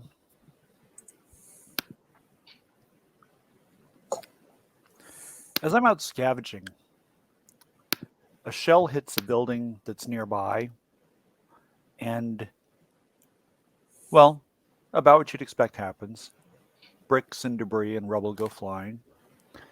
And the next thing you know, my face is covered in ash, along with some black spots and streaks here and there. I really don't want to know what they're from. Fair enough. And Johnny? I think I was in that building that got hit, but I was on the far side of it. So like I fall, I'm in there gathering, there's like some batteries on the 3rd floor, and like the right hand side of the building just collapses when it's struck by a shell, and I fall and hit my head, and I can't see for like 2 minutes, and when my vision does return, it's all just ringing in the ears, can't hear a thing, and I go wandering out onto the field to try and find my colleagues. All right. Awesome. So a couple of like general things, my contribution to this montage. You see that many of the people in Carcosa are injured in ways that should clearly be fatal. They have massive bullet wounds, parts of their bodies destroyed, they're bleeding copiously. None of this seems to faze them. They move around contentedly enough. The nature of the war is very unclear. You can't really tell who is fighting or what strategic objectives they are pursuing. It's more like war for its own sake. And the other thing that you notice is that all throughout the city, people are talking about the great masquerade ball that will take place at the palace in the Crystal Ballroom tonight. You, Daigo, I guess will need like a safe/intact space where you can assemble this machine now that you've got all the parts. I think you find, like a house, a small house or an apartment, I guess an apartment that's intact, that has the sort of, area that you would need to assemble it. There are there's some amount of human remains in the apartment, some brain matter, some blood. It looks like there was a shooting here. But it's, it's the space that you need. I like the idea of the windows being blown out, but the doors being mostly intact. Yeah. All right. Let's take our next break here. We'll come back about 7 minutes past the hour, and we'll. What? That was fast. Final stretch. All right.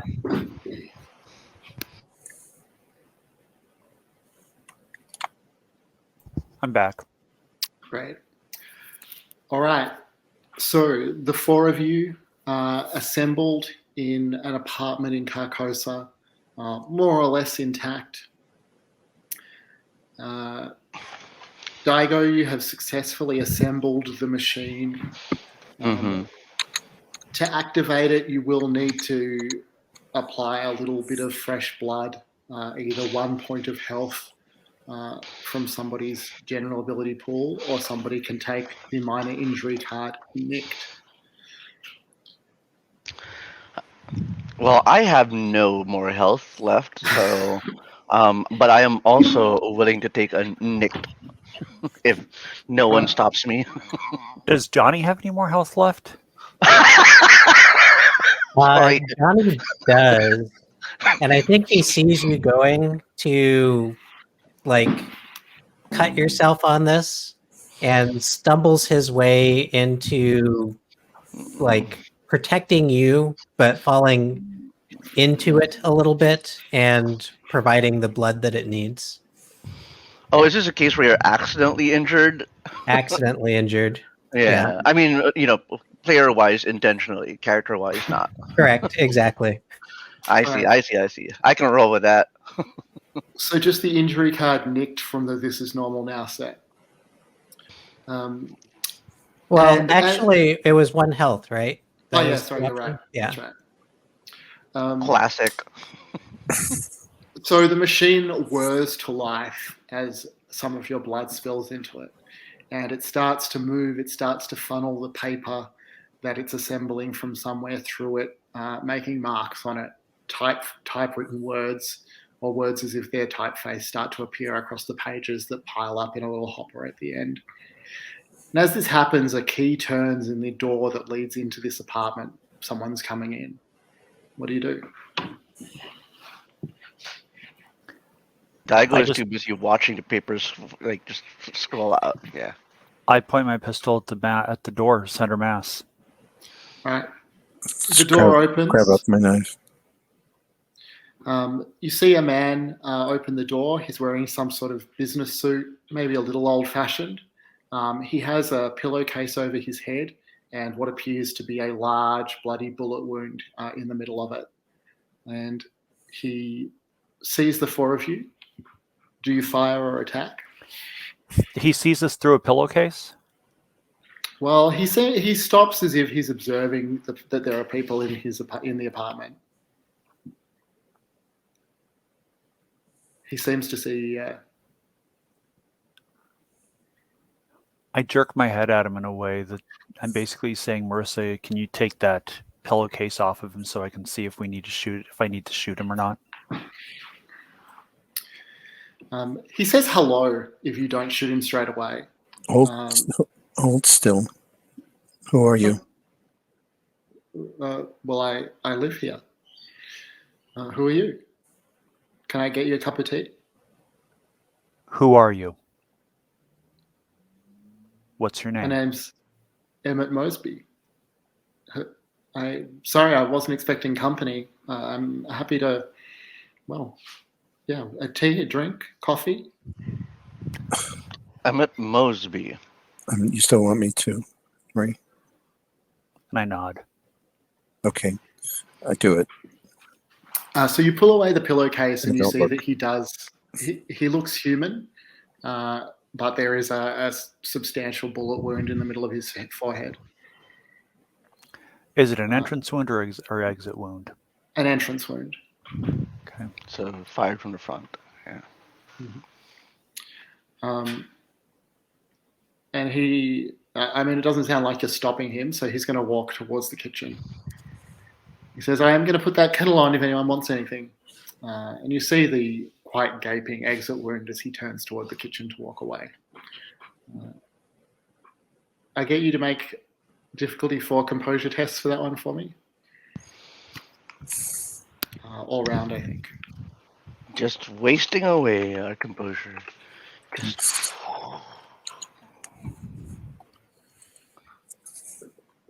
Where I put all my points. Same, actually. I had a 9, not anymore.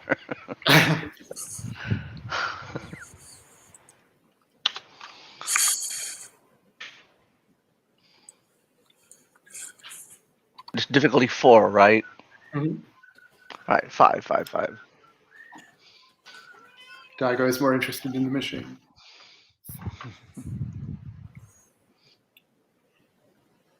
Ooh. I missed by 1. What about Johnny? Ooh.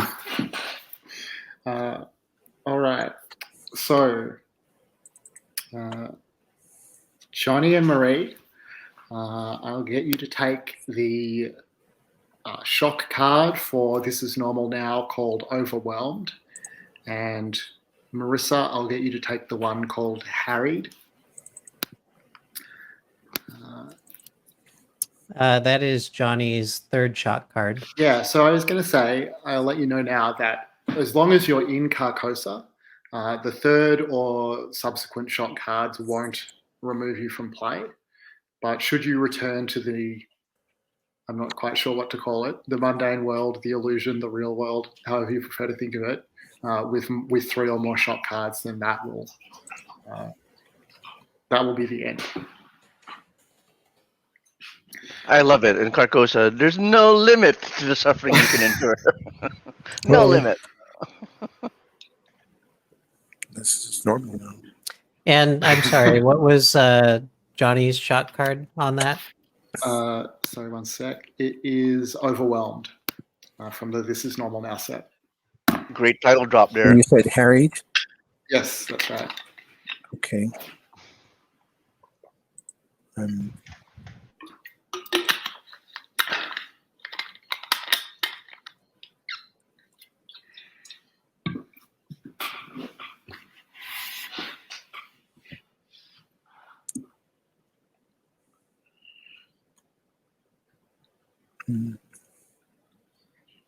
not seeing it.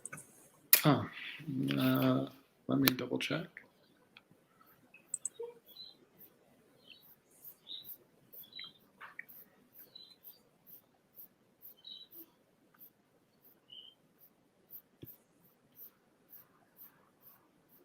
Oh, there, I see it. Sorry. No Skipped it. worries.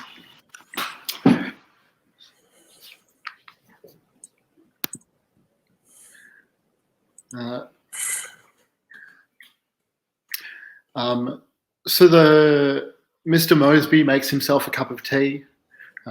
He comes back into the lounge room. He sits down on the couch.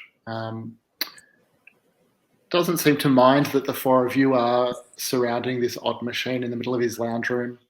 He starts to flip through his mail. This must be the guy from Paris who was talking to us about publishing or plays or something.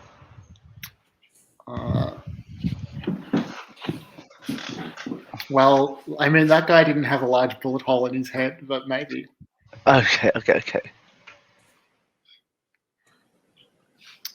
The machine looks like it's nearing the end of its cycle. It's worked through most of its paper supply.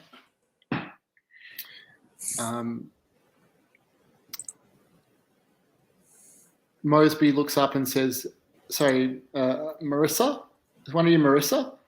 Yes. I have a letter for you here. And he offers you an envelope identical to the one that you already are carrying, although this one has your name marked on it. Thank you. Quite all right. He goes back to flipping through his mail. He starts to read the local paper. Daigo, you have a complete manuscript now. The machine slows and stops. Yeah, so I take the papers and just sort of like, straighten them up, and sorry, what was that sound? I understand there's Dog going to be playing a. with the squeak toy. Sorry about that. I understand there's going to be a. And in the interval, I went down and remarked to my partner. It says the fabric of reality is about to collapse, and the only true verity is that you still have to feed the cats.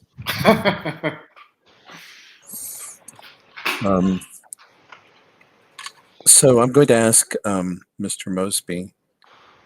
I understand there's going to be a coronation this evening. Well, definitely something going on at the palace. It's quite a queue outside. Yeah, so I'm holding the script in the manuscript in hand. I turn to Johnny and I say, Arthur, we found it. We found it. Okay. We've got it. And I show it to the manuscript to Johnny. I think we need to put it on. Right. It's time for us to act out this play, right? Mr. Mosby, you don't mind if we put on a little play for you, do you?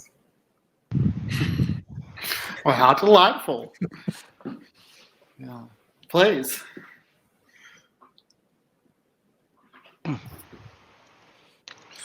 Caroline, Ada, let's set this up.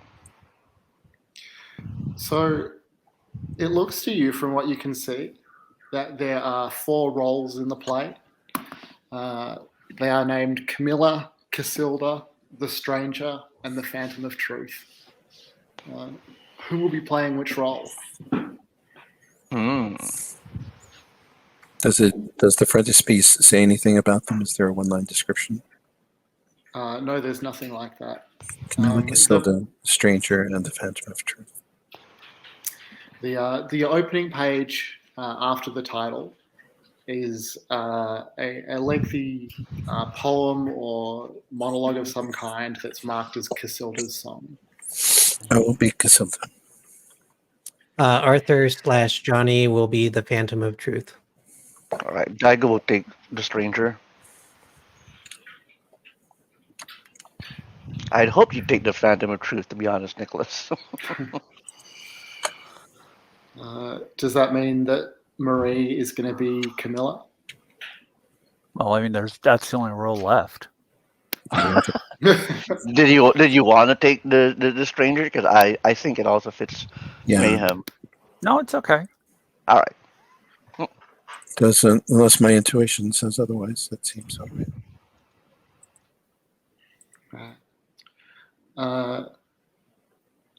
Sorry, just bear with me for one sec. My cats are now swarming around me on the chair beneath me, all 3 of them fighting. I think they sense the play is coming to fruition. Yeah, they know. They know that they need to get food out of you now before the world comes to an end. Oh, I thought they were just going to participate or watch. Well, that's possible. Either way. Brandon, if I post the text of Casilda's song in the chat, could I get a dramatic reading? Of course. Oh, nice. Sorry, it's got no breaks in it. Let No, me that's get you fine. I don't you need generated, okay? breaks. All right. I don't need breaks. I don't need breaks, he says, like a badass. Along the shore, the cloud waves break. The twin suns sink beneath the lake. The shadows lengthen in Carcosa. Strange is the night, where black stars rise and strange moons circle through the skies. But stranger still is lost Carcosa. Songs that the Hyades shall sing, where flap the tatters of the king, must die unheard in dim Carcosa. Song of my soul, my voice is dead. Die thou unsung, as tears unshed shall dry and die in lost Carcosa. And a great round of applause breaks out, and you realize that you're in the Crystal Ballroom, that you're surrounded by many dozens or even hundreds of attendees at a masquerade, all of them wearing their masks, all of you also wearing masks. And how does that feel for you, Marissa, to be back here? Relief. And I can move and speak, which I couldn't do before. Mm-hmm. There's a grand empty throne at the head of the room. There are figures, they're huge, 8 or 9 feet tall, seemingly trying to approach the throne but not quite able. 2 women in very fine old-fashioned dress. The partygoers have made space around the 4 of you. Look like they're considering approaching you, but are somewhat cautious about it. Marie, what do you do? I'm just looking around, trying to parse this, looking for a way out. What's our exit strategy? What are the entrances and exits? So you can see what appears to be an exit, like the main doors that enter the ballroom. They lead out. You can see that there's a queue of people outside that door. It seems to open onto a large lake. There are there's quite a large number of doors and hallways that lead off the ballroom itself, different ways that you could go. But in terms of directly exiting the building, it would just be out towards the lake.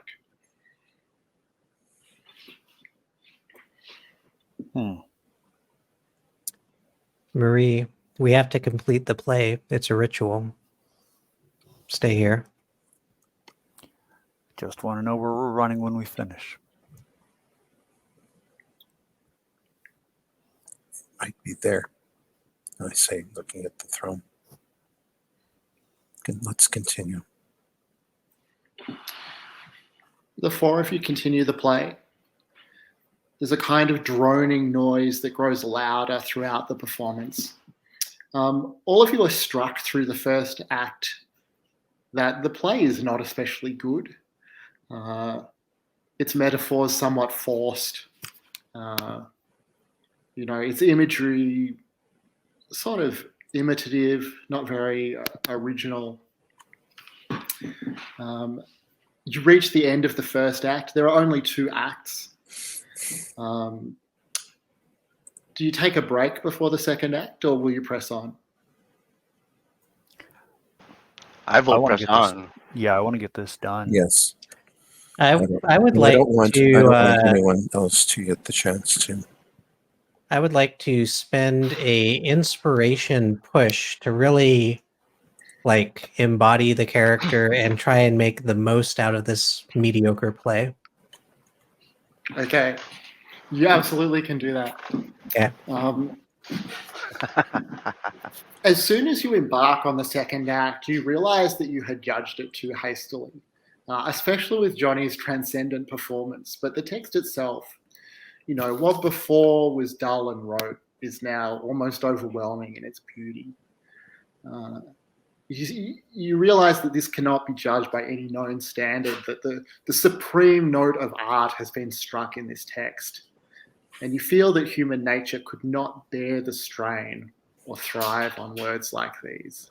The very banality and innocence of the first act only allowed the blow to fall afterward with more awful effect. I'll get you all to make a difficulty 6 composure test as you come to the end of the play. And I come to an end of my composure pool. No. Great. I can go to this one.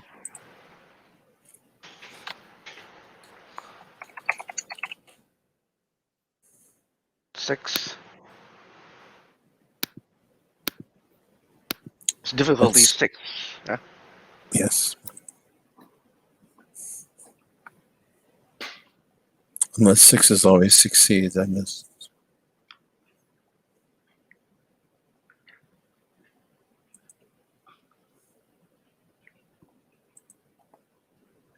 Marie?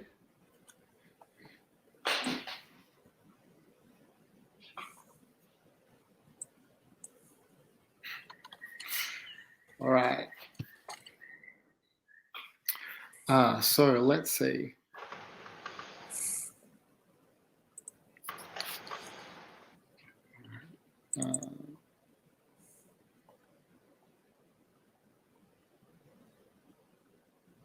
Unless we are foiling a scheme.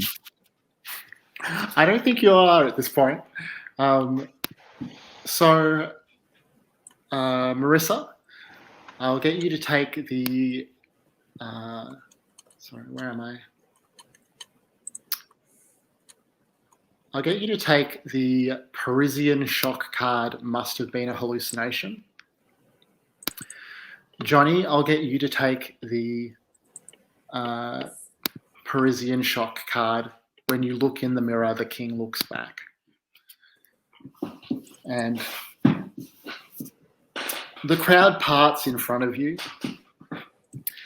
And you see that behind them was a mirror, the mirror that you destroyed in the aftermath, the mirror that you saw in Balthazar's apartment back in Paris. And in fact, now you can see through it to Balthazar in Paris, who has transcribed the play as you performed it in his room. And as you finish it, he takes down the last words, and the mirror fades back to an ordinary mirrored glass surface. You can no longer see through to the past. The clock begins to strike 12. What do you do?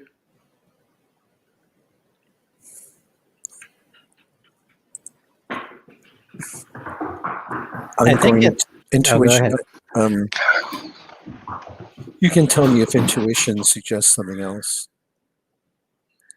I'm going to try to sit in the chair. How does it feel to sit in the chair? Powerful. Sorry, I didn't hear you. Powerful.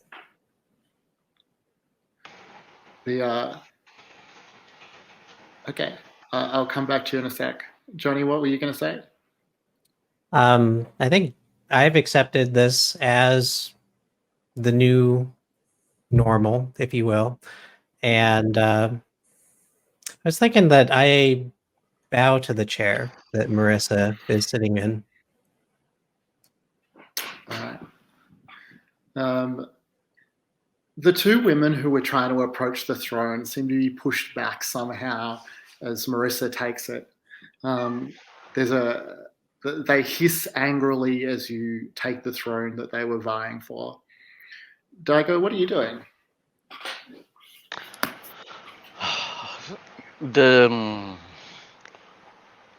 I think Daigo's just trying to get through the rest of this play. So any distraction. The play's finished now. You've completed the text.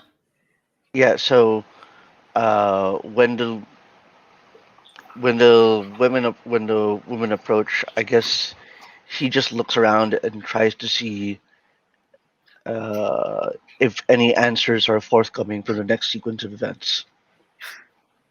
He's just sort of like, like looking around, and he thinks about maybe removing the USB stick.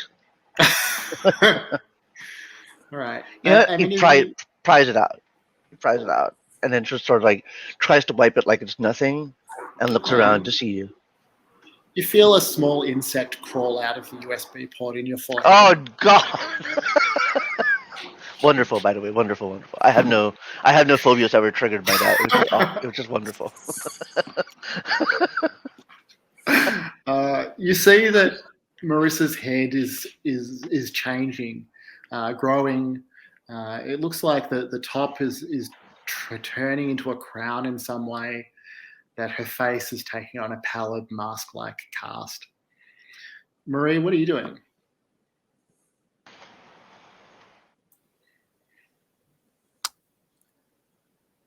So to make sure I understand this, Marissa is transforming into something that is unearthly. Yeah, I think that's fair to say.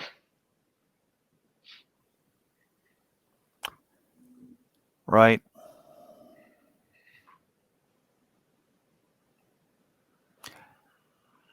Before I do this, are we okay with PvP? I think we're okay. I can't speak for everybody. I think we're okay. Okay. I'm fine with it.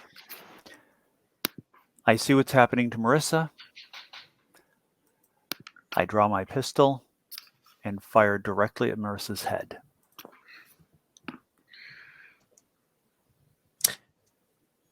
Could Johnny notice that? And I mean, this is my new king right here. Could I try to tackle Marie and take her gun from her before she can hurt my king? You're on You're mute. muted. So let's just take stock of this scene for a second. Marissa has taken the throne and is turning into either the King in Yellow or some other powerful royalty. Marie is trying to shoot her. Johnny is trying to leap up in time to get the gun from Marie. Daigo, are you still just hanging back and watching what unfolds, or what do you want to do here? You're muted now. Sorry. I think what Daigo does at this point is while Johnny's like leaping to protect our king, Daigo sort of like takes up position along Marissa and sort of moves his arms as if to be ready to take on anything else. All right. I think at this point, the curtain falls and the play has come to an end. And I'll just ask all of you to narrate an epilogue as to what happens to any or all of your characters in the aftermath of the Yellow King.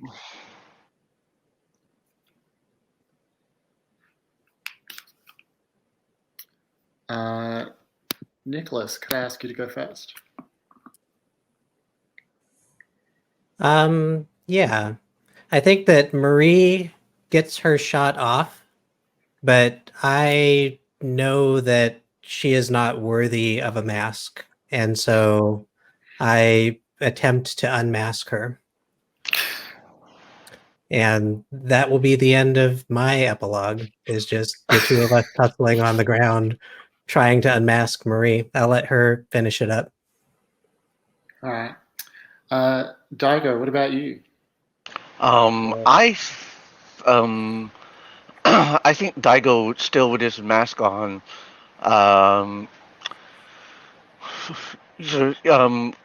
pledges his allegiance to follow the king wherever she chooses to go.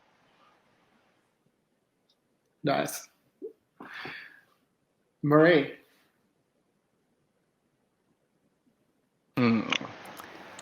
You know, if it's okay with you, I wouldn't mind going last. I think that works. Okay. Brandon, how would you like to narrate your epilogue?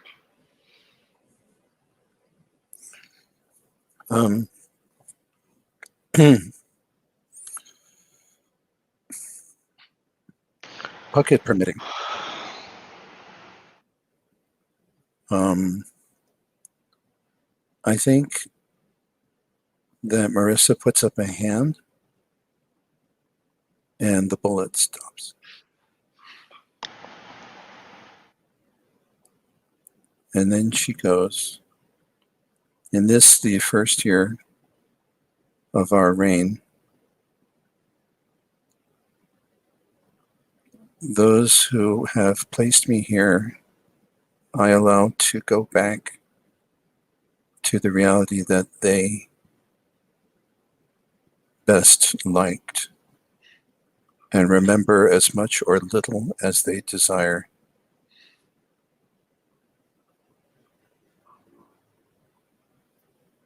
That is my first edict, and none shall contravene it. Nice.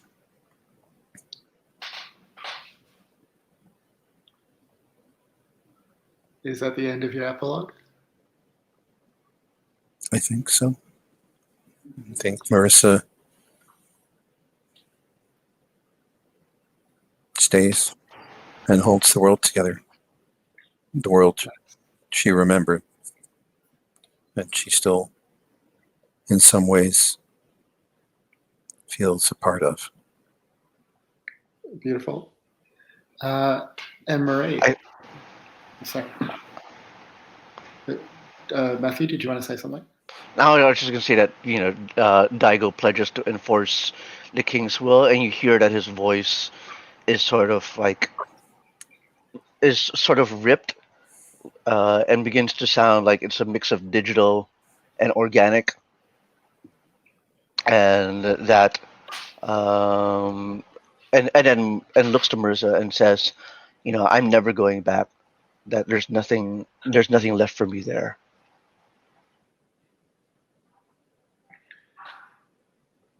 All right. And Marie?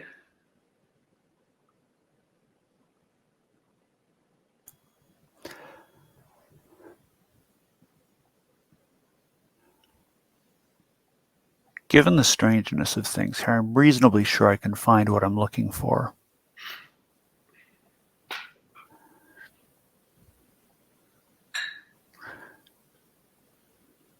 And I think the last thing you see of Marie is her finding a mirror, which is jet black, like a liquid. It doesn't reflect anything, not even light.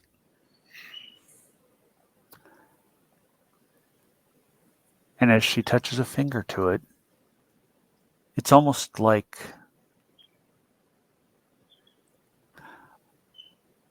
she realizes it's almost like oil in terms of its consistency. But it doesn't appear to have any back to it.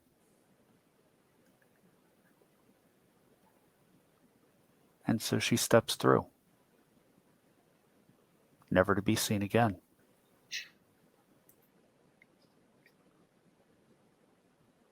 Awesome. Well, that is the end of our Yellow King RPG series. One final note to my king. I choose this reality, this court.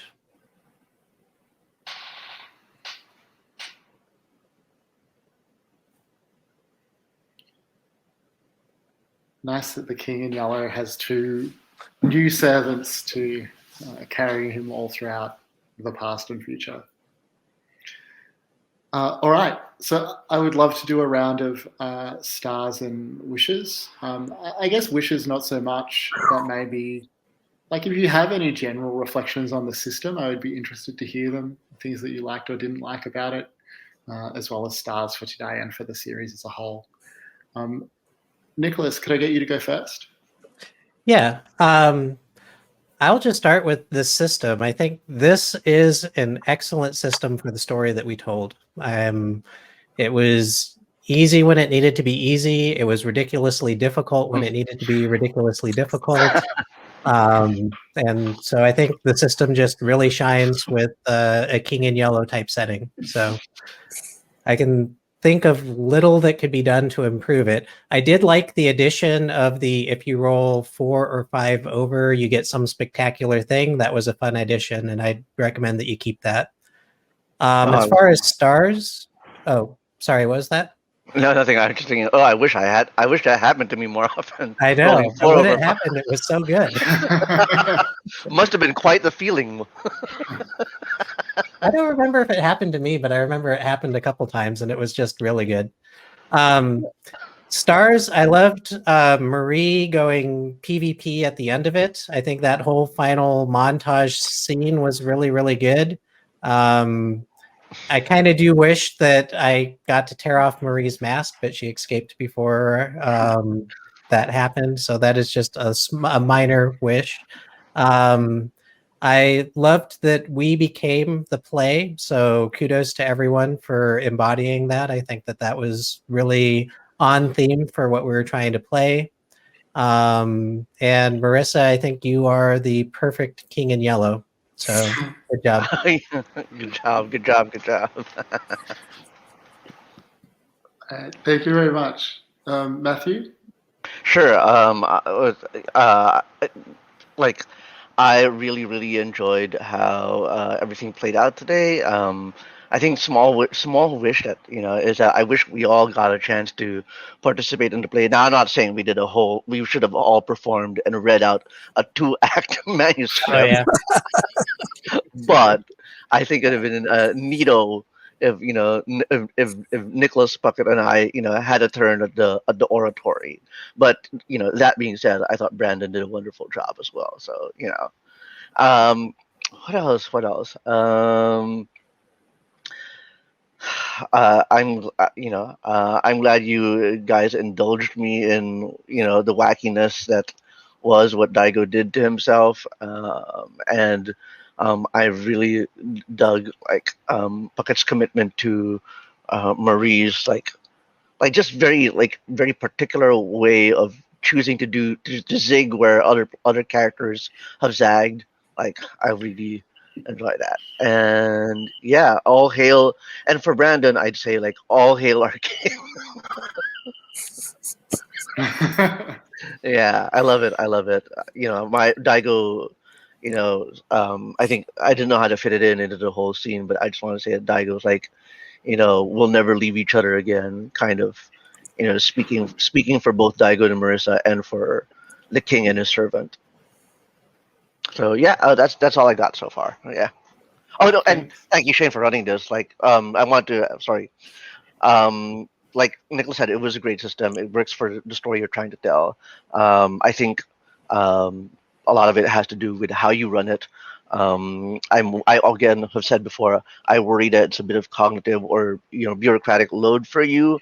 But what's important to take away is that the experience that you are providing, if you are ever feeling uncertain about it, is excellent, right? Yeah. So there, kudos. Extra star, Shane, thank you for not going for and they lived happily ever after ending to a King in Yellow story. That would have been very anticlimactic. So was that in the cards? That was an ironical remark. But, I did wonder how the story was going to play out if you tried that. I'm not sure. Pocket. First off, just a huge star and thank you to you for running this. I've been looking at that collection, that box on my shelf, and thinking, yeah, you're probably just going to sit there. I doubt it. Probably never going to get you to the table. And then you mentioned it's hey, would anybody be interested in this? It's hell yeah. So thank you for running it. I really appreciate that.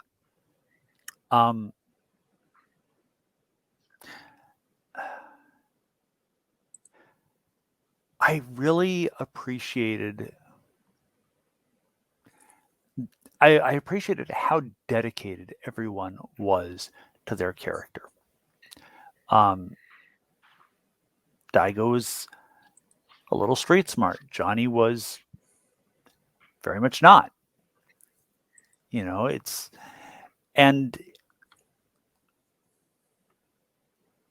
Marissa was just weird as fuck right up through the end. You know, it's like she started weird and fragile and kind of broken and gradually became less fragile and less broken, but even weirder. Until we get to the end and it's like, okay, well, you know, now you're about as weird as you can get, but you seem either fragile or broken now. So yay, I guess. There was a happy ending. I mean, sort of. You know, I mean, it seemed to me that the only thing that a character like Marie would do with a world like that is basically say, I want no part of either of these now. You know, I know how this world came to be and I know what's going on in this one. I'm outie.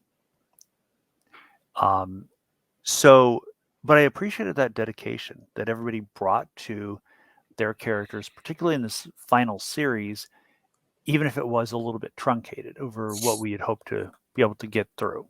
So, yeah, a lot of fun. Thanks. Thank you. And Brandon? This game was it's a good way to say it, an ordeal in the best sense of the word. I mean, I feel like I've been through a meat grinder, in you know, and that's a pretty powerful game. So marvelous. I too loved everyone's dedication to character.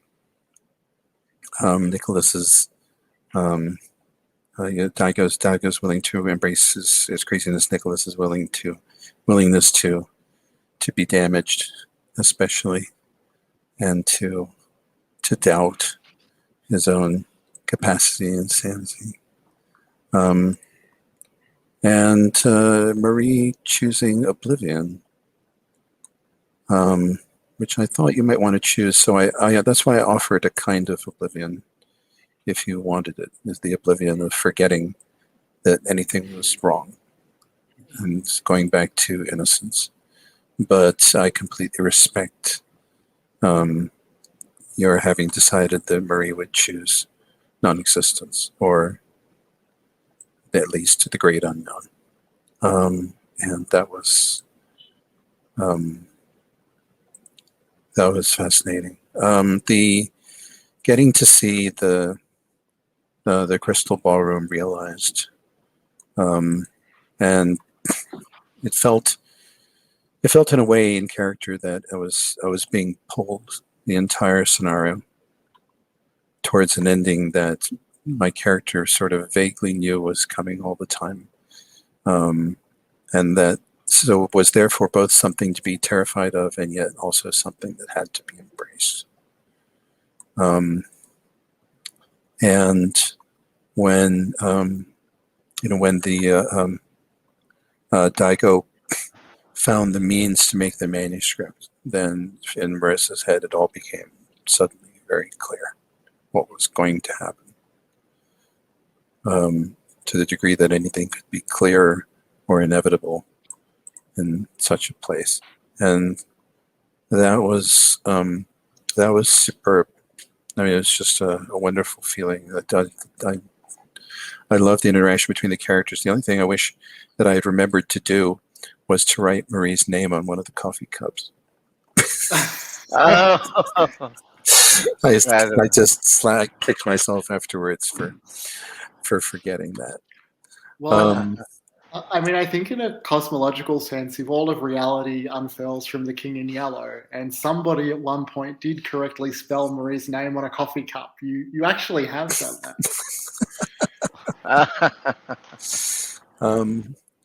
So that's as much as I could go on, but I don't want to bore everyone.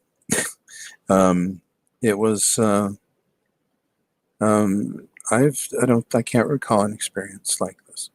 It was poignant and painful and exhausting and in a way that only terrific drama can be. So thanks. Thank you. I would like to mention a few stars of my own. So, I mean, similar to Puckett, the box sat on my shelf for a while, and I was excited to get to play it, and I'm grateful to you all for playing it with me. Feel glad there's a place like the Gauntlet where I could find players for something like this. Stars for the endings that you all wrote for yourself. I'm excited that when I run a game involving the King in Yellow in future, I will know that it's really Marissa in there somewhere. However terrifying and unearthly she may be. And I like to think that Marie is out there somewhere as well, doing whatever. Sorry, Matthew, did you want to say something? Yeah, can we just also say that Maria's out there, like wandering the unknown dimensions. You know, like she's still out there fighing. She's playing the stranger. Yeah, and did- it's did really twirl. Mayhem that's out there wandering from world to world. Yeah, that's its own RPG. And I'm just really grateful for how much all of you brought to this series, like in all your characters and throughout. I mean, especially this whole last sequence has really like grown entirely out of bits of material that you all brought to the game.